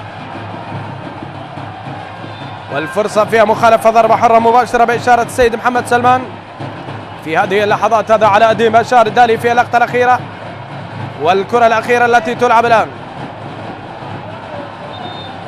تعود مرة أخرى من اللاعب جيفرسون سيلفا الذي يغير باتجاه اللعب، لكن كرة لم تصل إلى أحد من جانب لاعبي فريق نادي القرمة.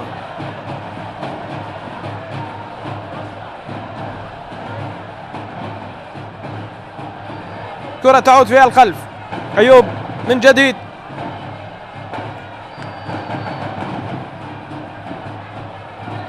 وكرة تنقل إلى الأمام. عدم تفاهم وفقدان للكرة في هذه اللحظات. لاعبي القرمة ليس بالوضعية الطبيعية، يعني فريق لا يقدم تلك المباراة المنتظرة، ولكن صعوبة أكبر في ظل التراجع للفريق. محاولة مرة ولاعبي القرمة من دون وصول إلى مرمى الحارس. محاولة وهنا يتقدم أحمد المودن، أمير صباح أمير، ولكن كرة مفقودة في وسط الملعب. تعود هيرنلسون كارمو مرة أخرى. هذا هيرنلسون لاعب الذي يلعب في وسط ملعب نادي القرمة بأدوار دفاعية دائما، والكرة التي تلعب عالية مرة أخرى من جديد. ذهبت والفرصة أرضية الملعب. محاولة مرة أخرى،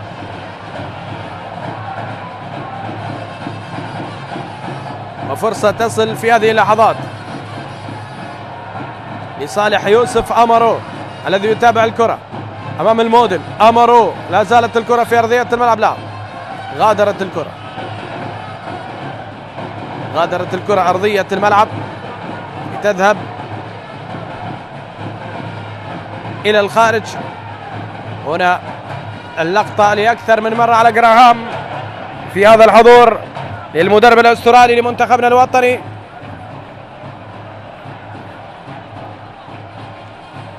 كرة تعود والفرصة تصل من جانب سجاد. قطع ممتاز لهذه الكرة، قد يدفعون ثمن هذا البرود من سجاد. يحاولون على الطرف الآن، تلعب باتجاه منتظر عبد الأمير، لكن كرة ليست بالأسلوب المنتظر، وإلى خارج أرضية الملعب. هنا تقرع الطبول.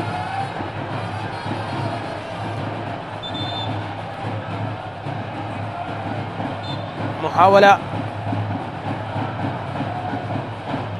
وهذه الكرة التي تلعب مرة أخرى، تصل وتلعب إلى خارج أرضية الملعب.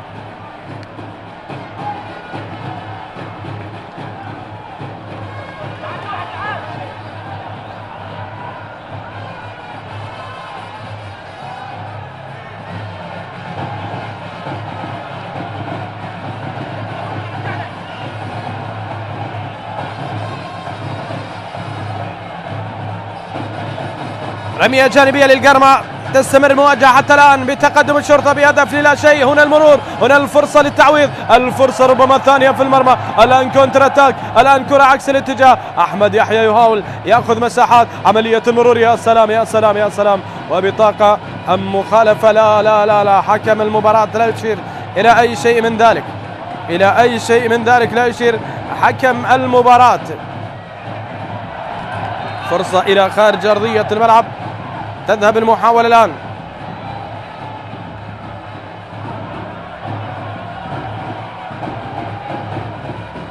فرصة وتقدم من جانب أحمد يحيى، سقط ومن دون أي تأثير. يقول حكم المباراة هذه محاولة تذهب إلى خارج أرضية الملعب. كل محاولات نادي القرمة عندما تصل منطقة جزاء الحارس أحمد باسل تشاهد حشد كبير في المدرجات يتفاعل مع كل محاولة تأتي لصالح نادي القرمة. هذه اللقطة الأخيرة من منتظر عبد الأمير الذي يكافح من أجل أن يسجل هدف.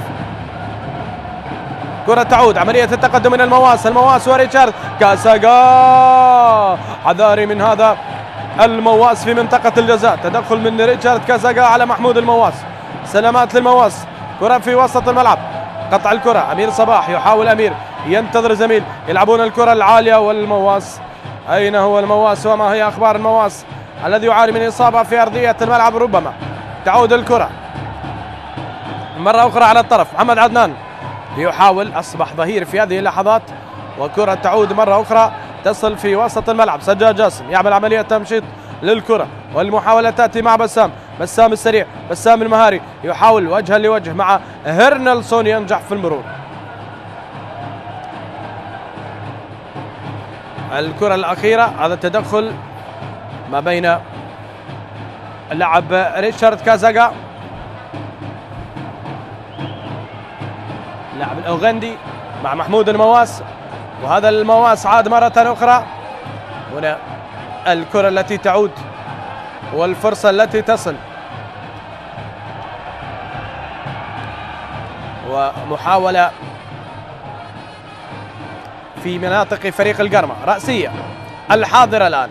تعود مرة أخرى عملية لمس الكرة والمحاولة. أحمد يحيى ينتظر، أحمد يحيى يصل الآن الفرصة، ومحمد حميد في آخر لحظة، محمد حميد في آخر لحظة يكسب التحدي من أمام أحمد يحيى في اللقطة الأخيرة. لاحظ هنا عملية المرور، انطلاقة سريعة، لاعب ممتاز أحمد يحيى، عادت النسخة الرائعة والجميلة لأحمد يحيى الشرطة في أول مواسمه. أحمد يحيى في الموسم الماضي. هنا عبد المجيد، يا عبد يا أبو بكر، تعود الكرة مرة أخرى في منطقة الجزاء، وبسام يلعب الكرة إلى المواس، هتأخذ جميلة، بسام في منطقة الجزاء. جيفرسون في اللحظة الأخيرة دخل البرازيل. منتظر يحاول مرة أخرى عملية نادي القرمة. محمد عدنان، أين الدالي يا عدنان؟ أين الدالي يا عدنان؟ محمد عدنان في مساحات، في فراغ، يحاول المرور، انتظر السرعات، وهذه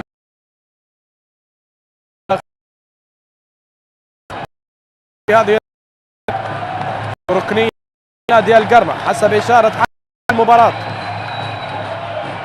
هنا العاشقون المتيمون المولهون المغرمون الذين يقفون في مدرجات ملعب الرمادي، وهنا المنتظرون لليلة خضراء لعزف أنغام التحدي من جديد من جانب جماهير الشرطة.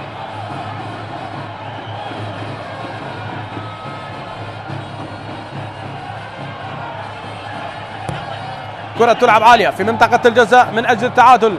هل يأتي هدف التعادل؟ هل نشاهد صقر الغربية يحلق الآن في سماء الرمادي؟ بسام راح والتدخل ومخالفة في هذه اللحظات، مخالفة لكارمو تأتي بإشارة السيد محمد سلمان. هذا التدخل مع لقطة مؤمن سليمان في حديث مع المساعدين.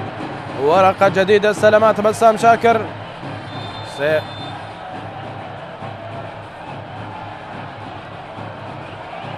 يطلب لاعب جديد مؤمن سليمان الآن. الشرطة الذي يتقدم بهدف في المقابل الزوراء يتقدم بهدفين في ميسان. يستمر، وهنا كرة تلعب باتجاه محمود المواس، كسر الخطوط، كسر الدفاعات، راح السوري، راح، والفرصة الآن من أجل هدف ثاني لتأكيد الانتصار، ولكن لم يكتب النجاح للمحاولة الأخيرة. محاولة ومرور ممتاز وتسديدة، لكن ردة فعل من هذا الرجل الذي أبقى النتيجة على 1-0 حتى الآن. أبقى النتيجة. الليلة القيثارة الخضراء التي تعزف أنغام التحدي في وجه العاصفة القادمة من هجوم القرمة في كل مرة. تعود إلى بسام، يحاولون الكرة العالية والفرصة التي تصل. تعود مرة أخرى، تصل محاولة لمهند علي، جول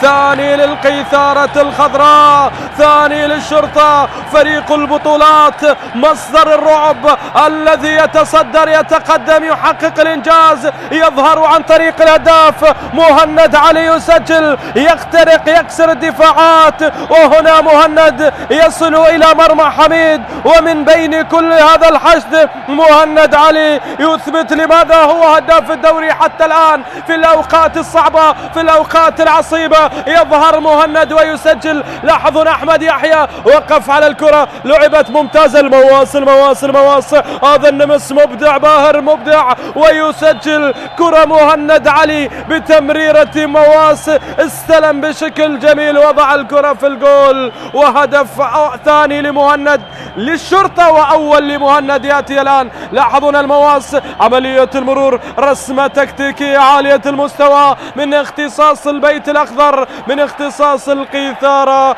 هذا مهند طار، هذا مهند حل قواته بالأخبار، وهدفين للا شيء. الآن الشرطة، الآن القيثارة، يتقدم الزوراء، يتقدم الشرطة، يضيف الثانية الزوراء، يضيف الثانية الشرطة. أي إثارة في ميسان والرمادي حتى الآن. هنا كرة تصل ومحاولة تلعب في هذه اللحظات، تنقل لصالح لاعبي نادي الشرطة. 24 لمهند علي هذا الموسم دون، والآن كرة إلى خارج أرضية الملعب. إشهاب يحاول، محمد عدنان، وتمرير ممتاز إلى كارمو. هل هنالك حلول يا خلف؟ تصل محاولة محمد عدنان، لكن ممتاز أيوب المودن. محمد مزهر، ورقة جديدة ستدفع الآن.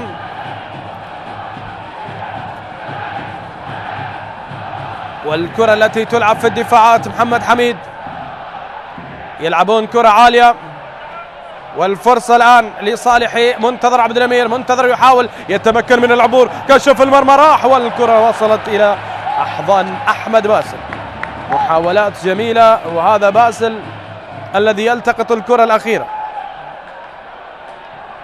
أحمد باسل، والكرة التي وصلت إلى حارس المرمى في اللقطة الماضية. تعود الكرة في الخلف، هذا جيفرسون سيلفا الذي يستلم هذه الكرة. مباراة كبيرة للشرطة حتى الآن، مباراة تثبت لماذا هو الشرطة الذي توج بالألقاب الثلاثة الأخير. فريق كبير حقيقة، أسماء لامعة، ومدرب على مستوى عالي يظهر في الصعاب. تعود المحاولة مرة أخرى، محمد عدنان مع شاب، ممتازة، فتح اللعب اتجاه منتظر عبد الأمير، لكن عبد المجيد، عينك على عبد المجيد، ماخذ وسط الملعب بالطول والعرض عبد المجيد.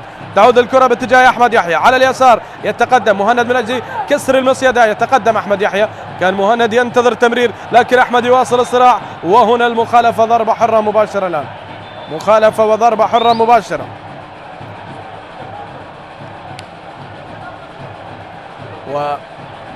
والكرة الواضحة الآن،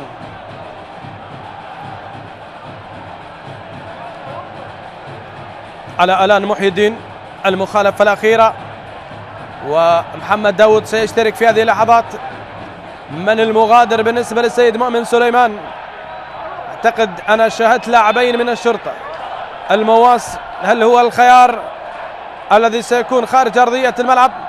عبد المجيد يغادر، يدخل فهد اليوسف، ومحمد داود بدلا لمن يحافظ على الأسماء المرهقة السيد مؤمن سليمان في قراءة فنية. وكرة تلعب في هذه اللحظات،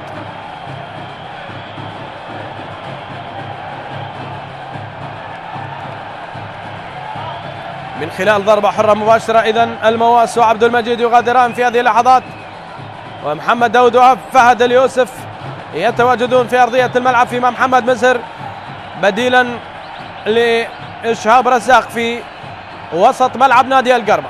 لديه نزعة هجومية اللاعب السابق للشرطة، ونفت ميسان والنجف والدالي في الأوت، واعتقد يفعل ورقة أوكولي أو محمود خليل. أوكولي النيجيري الآن يتواجد في أرضية الملعب، هذا أوكولي.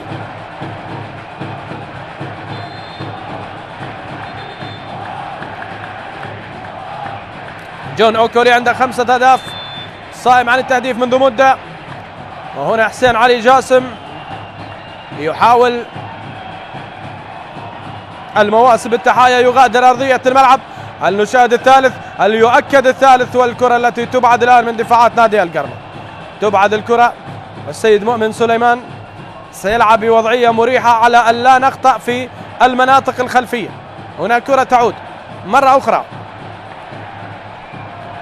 بسام شاكر وهذا عبد المجيد يلعبون الكرات. لا والله هذا يوسف أمرو. عبد المجيد خرج وهو من النيجر أيضا، هو مكان محور مع صانع ألعاب ممتاز جدا وهداف. تلعب الكرة بالاتجاه المقابل، أوكولي يحاول فيها جون، وأمرو أصبح على مستوى مهاجم صريح في هذه اللحظات، أو مهاجم خارج البوكس. في كرة تلعب الآن مرة أخرى تصل لصالح لاعبي القرمة على الجهة اليمنى. الآن محي الدين عملية التقدم، تبادل الكرات، وكرة في العمق تلعب ولا يتمكن من الوصول إليها في الكرة الأخيرة جون أوكولي.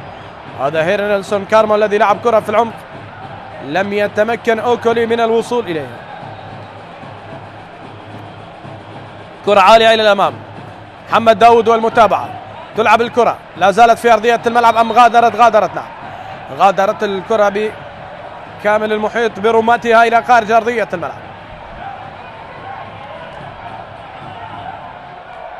إذن لا صوت يعلو فوق صوت جماهير الشرطة في ملعب الرمادي حتى الآن. المنافس على اللقب الذي يعتبر المرشح الأبرز الآن يتقدم، وأحمد خلف يتحدث اعتراضات في جانب نادي القرمة، ومحمد سلمان يطلب الهدوء. تحدث معه مدرب الفريق السيد أحمد خلف. انتصار منتظر في هذا اليوم. الكرة التي تعود، هير نيلسون كارمو، هنا أمارو. تلعب الكرة باتجاه أوكولي، بدأ التحرك الآن، بدأ الشكل الجديد بعد التغييرات. الفرصة تصل في هذه اللحظات، تلعب عالية، يوسف يتواجد، وأينما يتواجد أحمد باسل تكون هذه الكرة، ومحاولة من مؤمل عبد الرضا إلى أحمد باسل. كرة تعود إلى الخلف مرة أخرى مع أحمد باسل، يحاولون ينتظرون، وتمريرة سجاد لمن في الخلف مع أحمد باسل إلى أكام على الجهة اليسرى. لاعبي نادي الشرطة يحاولون الخروج بالكرة. فريق يعرف كيف ينتصر حتى في المباريات الصعبة، والفريق الذي يقدم مستوى مميز وكبير جدا هذا الموسم. لا يمكن أن تتحدث عن الشرطة إلا وهو منافس، وهو فريق يقدم مستوى كبير. كرة تعود، هذه الإحصائيات في هذا الموسم. الشرطة الذي يملك 57 هدف وداخل مرماه 18 هدف، كأقوى خط دفاع في دورينا هذا الموسم، وإلى الآن يصل إلى النقطة 71. هو لعب حتى هذه المباراة 33 مباراة. هنا كرة تلعب، محاولة تصل وقطع الكرة ممتاز. تعرض فقط إلى 3 خسائر، زاخو ذهابه وإيابه من الزوراء من فرق منافسة. يعني الشرطة ونقاط مهمة لا يفرط بها أبدا، ولديه مباراة مؤجلة أمام دهوك. هذا الأمر الذي يعطي ثقة كبيرة للشرطة ولجماهير الشرطة. تعود محاولة على الطرف، يحاول عملية المرور محمد عدنان، يتلاعب بمحمد داود، يحاول الآن يلعب الكرة لكن مباشرة. مهاجم الذي يتواجد ويتوقع هكذا كرات غائب عن القرمة أبدا، عكس المواقف التي يتواجد فيها مهند وبسام والمواس وهنا كرة تلعب. حسين علي يحاول على الجناح. ريتشارد كاساغا يعيد كرة إلى محمد حميد، ومحمد بعدم تفاهم كرة إلى خارج أرضية الملعب. يحيي المدافع محمد حميد بروح كبيرة، وهذه كرة أيضا إلى خارج أرضية الملعب. ختام هذا اليوم بهذه المباراة، مباراة الزوراء ورفت ميسان. يوم غد مباراة مهمة في الختام ما بين دهوك والطلبة. القرمة الذي يريد مواصلة التألق واستغلال تعادل دهوك، مباراة الصعبة خسارة نادي القاسم، لكن الأمور لم تأتي كما يريد المدرب واللاعبين. الفريق المنافس ليس بالهين أبدا. وهنا الكرة التي تعود مرة أخرى.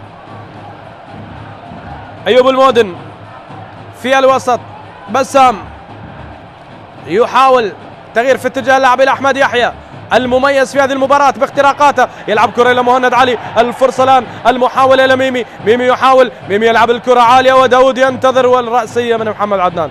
ممتاز، التغطية الدفاعية ممتازة كانت من جانب محمد عدنان في اللقطة الأخيرة.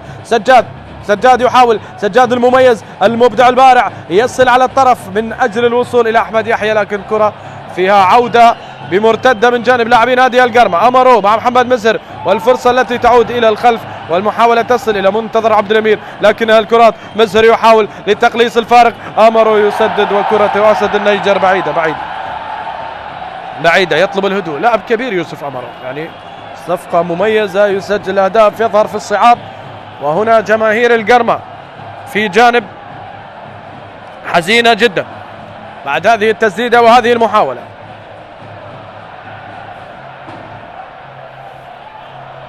تعود أحمد باسل في المرمى، كرة في الخلف مع أيوب المودن. أيوب الذي يلعب الكرة العالية، رأسية محمد داود، يحاول داود. لا زالت المحاولات بين أقدام لاعبي نادي القرمة، وكرة بالمباشر إلى خارج أرضية الملعب. هذه الكرة التي وصلت من محمد مزهر في الأوت. مؤمن سليمان يترقب الحدث. يوم غدا أيضا الكرخ والميناء في السادسة، وهذه لقطة لمهند علي والتمريرة الرائعة من أحمد يحيى إلى المواصل الذي صنع كرة من الخيال لمهند علي. لاحظ هنا مهند يضع الثاني، والأفراح في المدرج الشرطاوي، ومهند مع الجماهير يتفاعل بشكل كبير وكبير جدا. تفاعل كبير وعتب في دفاعات القرمة ما بين حميد والرفاق. تحدث عن ملاصقة فردية لريتشارد كاساغا مع مهند علي، وهذا أمير صباح. هنا الكرة التي تعود لنادي الشرطة. سجاد يحاول التدخل في اللقطة الأخيرة، والكرة إلى خارج أرضية الملعب.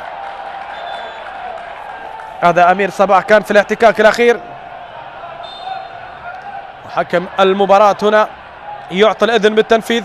أوكولي أو هذا هيرنالسون كارمو الذي يحاول، كرة تعود مرة أخرى. الفرص لا زالت والمحاولات التي تستمر، تلعب من أحمد يحيى بهذه الكرة العالية. يحيى كرة إلى الخارج. هذا أحمد يحيى، وهنا فهد اليوسف. يتقدم الفهد الذي يحاول بهذه التمريرة الواصلة لأمير صباح. أمير يتقدم يحاول، والفرصة والتمريرة من جانب منتظر عبد الأمير لتعود الكرة.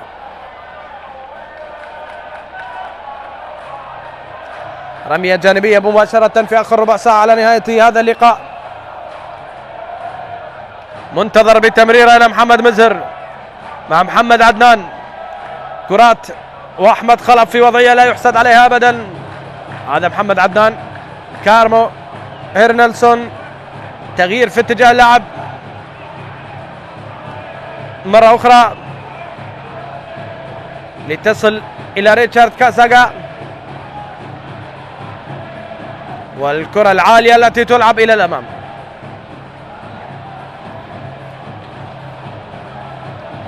محاولات وفرص تصل عملية تقدم. حسين علي جاسم يلعب الكرة إلى مهند علي. مهند السهم الملتهب يلتقط أو ينطلق. يحاول مهند يسدد. الله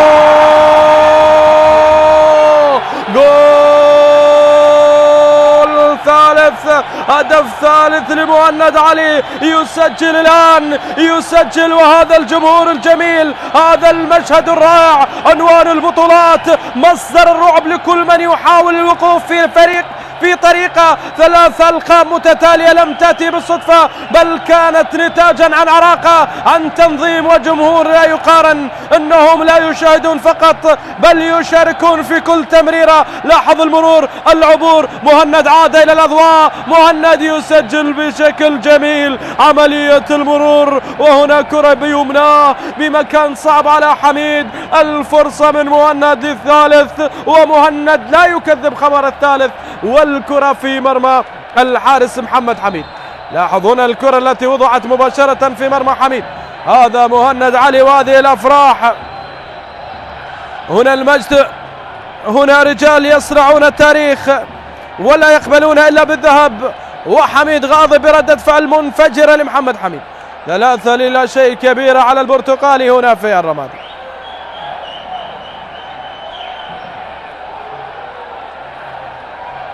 هنا مهند علي ومن انتظار استمرار عملية لعب 3-0.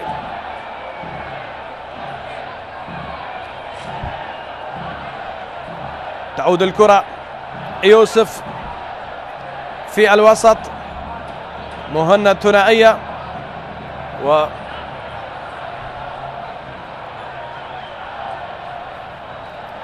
محاولة تصل بقطع للكرة من جانب لاعبي نادي الشرطة. استلام وتمريرة والتدخل ومخالفة ضربة حرة مباشرة بطاقة صفراء على سجاد. مخالفة لمحمد عدنان.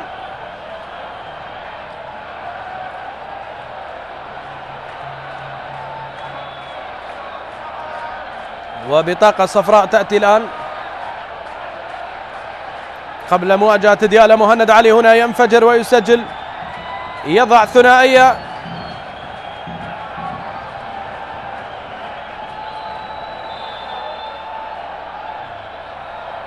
وكرة عالية في منطقة الجزاء.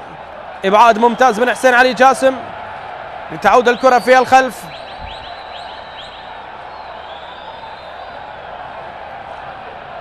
ومحمد حميد الذي يحاول بكرة يدفعها إلى الأمام في انتظار ظهور وقد يأتي وقت الظهور الآن. ينقذ حكم المباراة هنا يطلب النهوض واستمرار عملية اللعب مرة أخرى. عودة إلى الخلف في موسم مشتعل. الأمور غير محسومة حتى اللحظة. منافسة كبيرة تعطي جمالية لهذا الدوري. إذن عودة زاخو المنافسة مرة أخرى تعطي دافع كبير للفرق القريبة. زاخو الذي ينتظر التعثرات لهذين الفريقين. وأنا أعتقد تعثر الشرطة والزوراء في هذه المراحل صعب جدا. فهد اليوسف يمرر إلى محمد داود أو هذا أكام عفوا. تعود الكرة في الوسط. حسين علي جاسم يحاول ينجح في المرور. يخترق ويمرر بالجهة اليمنى مع أمير صباح. يحاول مع حسين علي جاسم. فهد ينتظر وحسين علي جاسم ينتظر زميل. أين اليوسف؟ حسين يلعب الكرة باتجاه أحمد يحيى. حرية لأحمد يحيى. فهد اليوسف يحاول. فهد ينتظر زميل. أحمد يحيى يواصل يسدد. كرة إلى خارج أرضية الملعب. إلى خارج أرضية الملعب.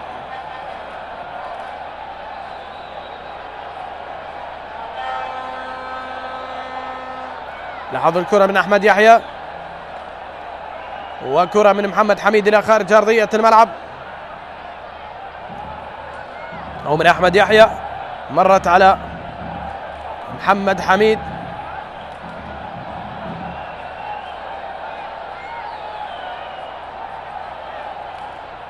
محاولة من ريتشارد كاساغا. في الخلف.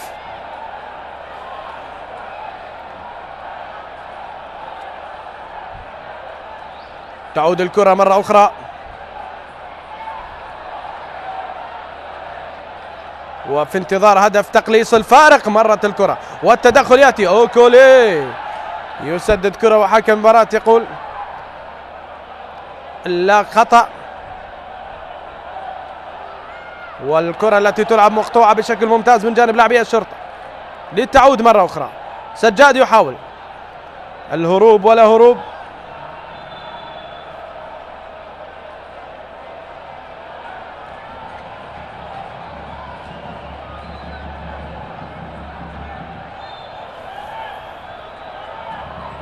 في اللقطة الأخيرة غلق للمنافذ، وهذه محاولة تلعب مرة أخرى على الأطراف، يحاولون ينتظرون، بينما كرة تلعب على المرمى إلى خارج أرضية الملعب من مؤمل عبد الرضا. محاولة إلى الخارج،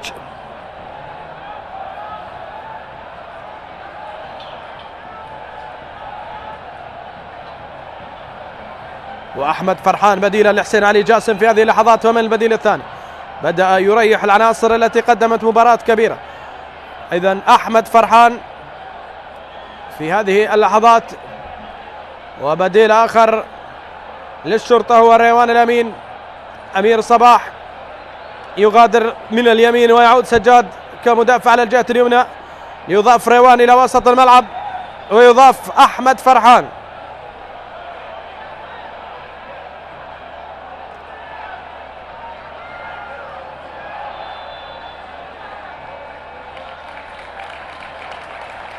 وهنا التغييرات من السيد مؤمن سليمان في هذه اللحظات. مؤمن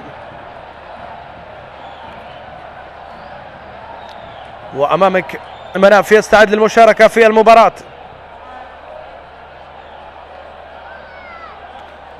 كرة في الجهة اليمنى عند مؤمل عبد الرضا، والمحاولة التي تصل الآن في كرة تلعب تمرر وعادت إلى أيوب المودن، لكن قطعت ووصلت للاعبي القرمة مرة أخرى. مؤمن سليمان الذي فاز على القوة الجوية بالأربعة خسر في زاخو بهدفين مقابل لا شيء، وفاز على نفط البصرة بثلاثة مقابل واحد في بغداد، وعلى النجف أيضا في بغداد بهدف مقابل لا شيء، في البصرة على الميناء بهدف مقابل لا شيء، وفي بغداد خسر من الزوراء بهدف مقابل لا شيء، بهدفين مقابل لا شيء على أربيل في أربيل، وبهدف مقابل لا شيء على نوروز في نوروز، وهدف مقابل لا شيء بذات النتيجة على الكرخ في الكرخ. رحلات الصعبة عاد بنقاطها الثلاث الشرطة، وهذا ما يعطيك هوية فريق يستحق المنافسة على الألقاب، وفريق يقدم موسم كبير وكبير من أجل هاتريك في مرمى البرتغال. يا مهند يعشق هذه الفرق، وهنا مرت إلى خارج أرضية الملعب، مرت إلى خارج أرضية الملعب. مهند علي سجل ثنائية وكان يبحث عن الهاتريك في اللقطة الأخيرة، لكن لم تكتمل مع مهند علي. لاحظ هنا مهند والكرة التي مرت إلى خارج أرضية الملعب. الجولة القادمة 34 الشرطة سيضيف ديالا في بغداد، والقرمة الذي سيكون ضيفا على الكرخ في بغداد. بينما في رحلات الموسم الزوراء في الجولة القادمة سيكون أمام الحدود في بغداد. مباريات الفريق الخاسر اليوم والفرق المنافسة ستكون في بغداد. أما الجولة 35 فالشرطة سيواجه النفط في بغداد، مواجهة صعبة نوعا ما على الشرطة، لكن الفريق المنافس الذي يريد اللقب قادر على عبور هذه المحطات. والزوراء الذي سيضيف القاسم في بغداد لحساب الجولة 35. يغادر أكام عند انذار. قراءات رائعة، عجبني كثيرا مدرب فريق نادي الشرطة بالتغييرات وقراءة المباراة سيد مؤمن سليمان. الجولة 36 نفط البصرة وشرطة في البصرة، إذن يحتاج إلى رحلة إلى البصرة الشرطة، والزوراء سيكون أمام الكرخ في بغداد. الجولات الحاسمة 37 و38 سيكون فيها الشرطة مع الحدود والزوراء مع الميناء في بغداد. وفي 38 مسك الختام الشرطة في النجف سيواجه القاسم، وهي آخر رحلة للفريق. متبقي رحلتين، واحدة إلى البصرة للميناء لنفط البصرة عفوا، وواحدة للنجف لمواجهة القاسم. والزوراء سيكون ختام الدوري أمام النفط في بغداد. طريق للزوراء أسهل نوعا ما من الشرطة. هذا بسام الذي يحاول، ولكن كرة تعود. تدخل ومحمد عدنان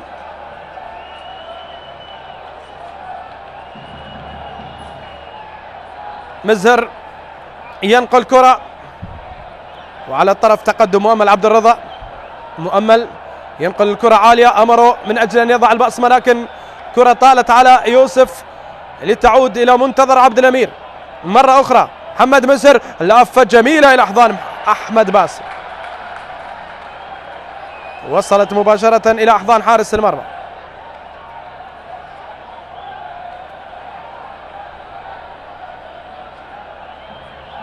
لافة بن محمد مزهر، وذهبت مباشرة إلى باسل قبل الذهاب إلى بغداد. كتيبة أحمد خلف تخسر أمام الشرطة إلى الآن ب3 مقابل لا شيء. وعبيد في ميسان الأمور تمام التمام، يتقدم ب2 مقابل لا شيء حتى الآن أمام فريق نفط ميسان الذي فقد البريق في المرحلة الثانية. لم يكن نفط ميسان المرحلة الأولى. أحمد فرحان، 10 إلى مهند للهاتريك يا ميمي. أين الكرة يا مهند؟ والرأية تأتي وتحضر الآن. وتغيير في هذه اللحظات، تغيير في هذه اللحظات. مهند علي حاول من أجل الهاتريك، لكن الرأية أتت والكرة إلى الخارج. هذه اللقطة الأخيرة ومهند علي. محمود خليل يشترك في هذه اللحظات بديلا عن يوسف أومارو، وأيضا منتظر عبد الأمير، ويدخل سجاد رعد حاتم. إذا أوكولي مهاجم، تجربة لهذا اللاعب في هذه الدقائق من السيد أحمد خلف، كان مصاب في الفترة التي وصل فيها أحمد خلف. وكرة تعود مرة أخرى، ممتازة النقلة، عملية التمرير الآن، فرصة أوكولي، أوكولي للعودة، أوكولي كرة إلى خارج أرضية الملعب. جماهير بدأت تغادر والأمور حسمت في أرضية الملعب في هذه اللحظات.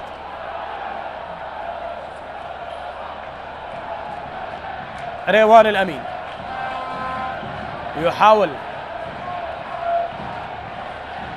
ينتظر زميل وأيوب المودن في آخر دقيقة في الخلف، يلعبون الكرات، تعود مع أحمد باسل.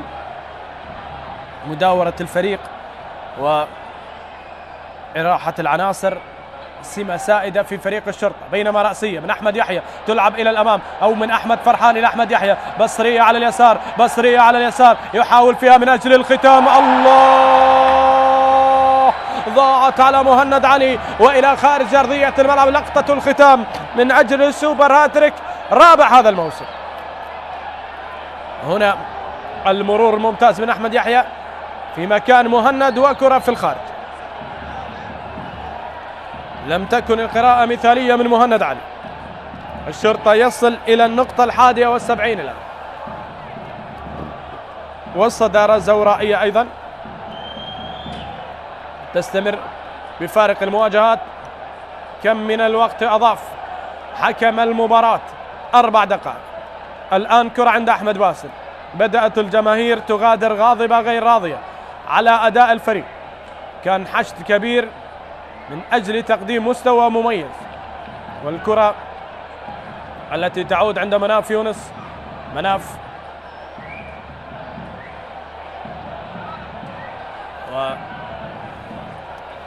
وكرة محمد مزهر إلى خارج أرضية الملعب، اللاعب الذي دخل في الشوط الثاني.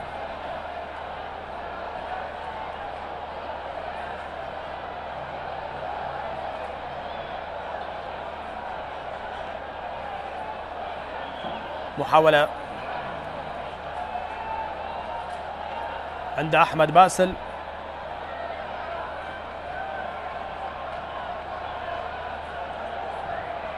لتعود وتلعب إلى الأمام وتصل إلى داود الذي يريد أن يعود إلى الواجهة التهديفية مرة أخرى.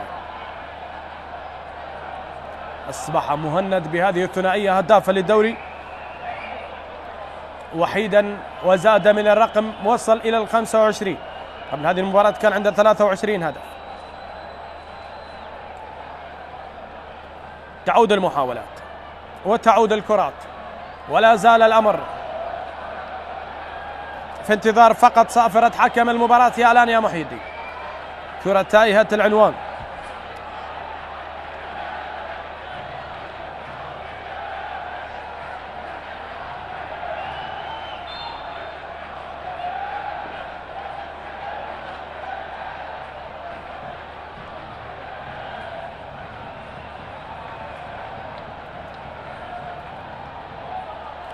تعود المحاولة والكرة مرة أخرى.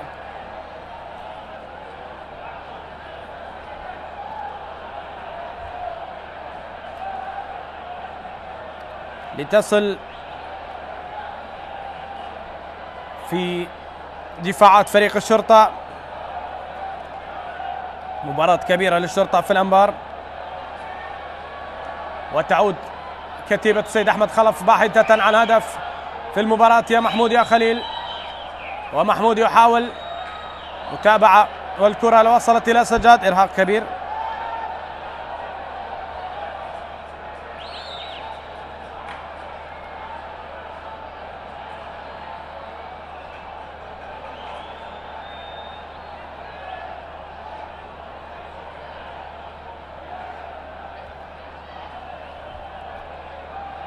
تعود الكرة والمرور من أحمد فرحان.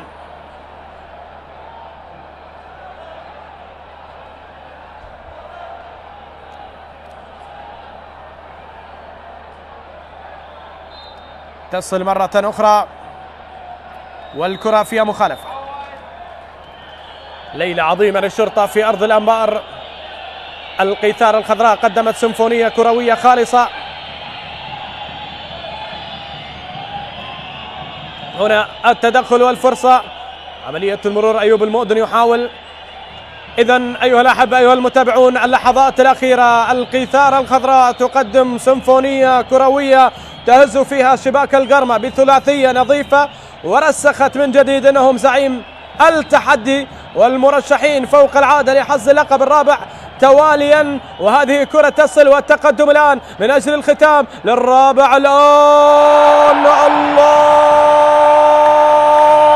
مسك الختام من البصرة، تعظيم السلام عن طريق نجم اليسار. أحمد فرحان حاول وأحمد يحيى سجل، وكرة في مرمى حميد للرابع الآن من أجل الرباعية. تنفجر القيثارة، فريق الألقاب، فريق البطولات، فريق التحدي، سمه ما شئت، إنه الكبير الذي لا يعلو فوق صوته، العازف الأمثل، الفريق الذي يقدم كرة قدم استثنائية على أوتار القيثار. لا صوت للنواعير في مدينة الرمادي. تسمعون القيثارة وحدها تعزف، تسمعون ألحانا منفردة في الهجوم. كرة قوية من العارضة إلى مرمى حميد، والهدف يأتي الآن الرابع الختام من أحمد يحيى. نجم اليسار على اليسار، سدد باليمين ووضع الكرة في مرمى حميد. لقطة الختام، لقطة الموسم، لقطة البطولة تأتي الآن في هذه اللحظات عن طريق أحمد يحيى الذي يضع الهدف الرابع. وإعادة لأكثر من لقطة واحتفال رهيب أمام أنظار جراهام أرنولد. هنا يضع هذا الهدف الرائع والجميل. غضب حميد ولقطة البطولة والصدارة والعودة إلى المنافسة. تحدي كبير. مبروك للشرطة والأحبة الوصول إلى النقطة 71 والاستمرار في المنافسة مع زوراء على لقب الدوري هذا الموسم. إلى هنا أترككم في أمان الله وحفظه، وإلى لقاء جديد إن شاء الله.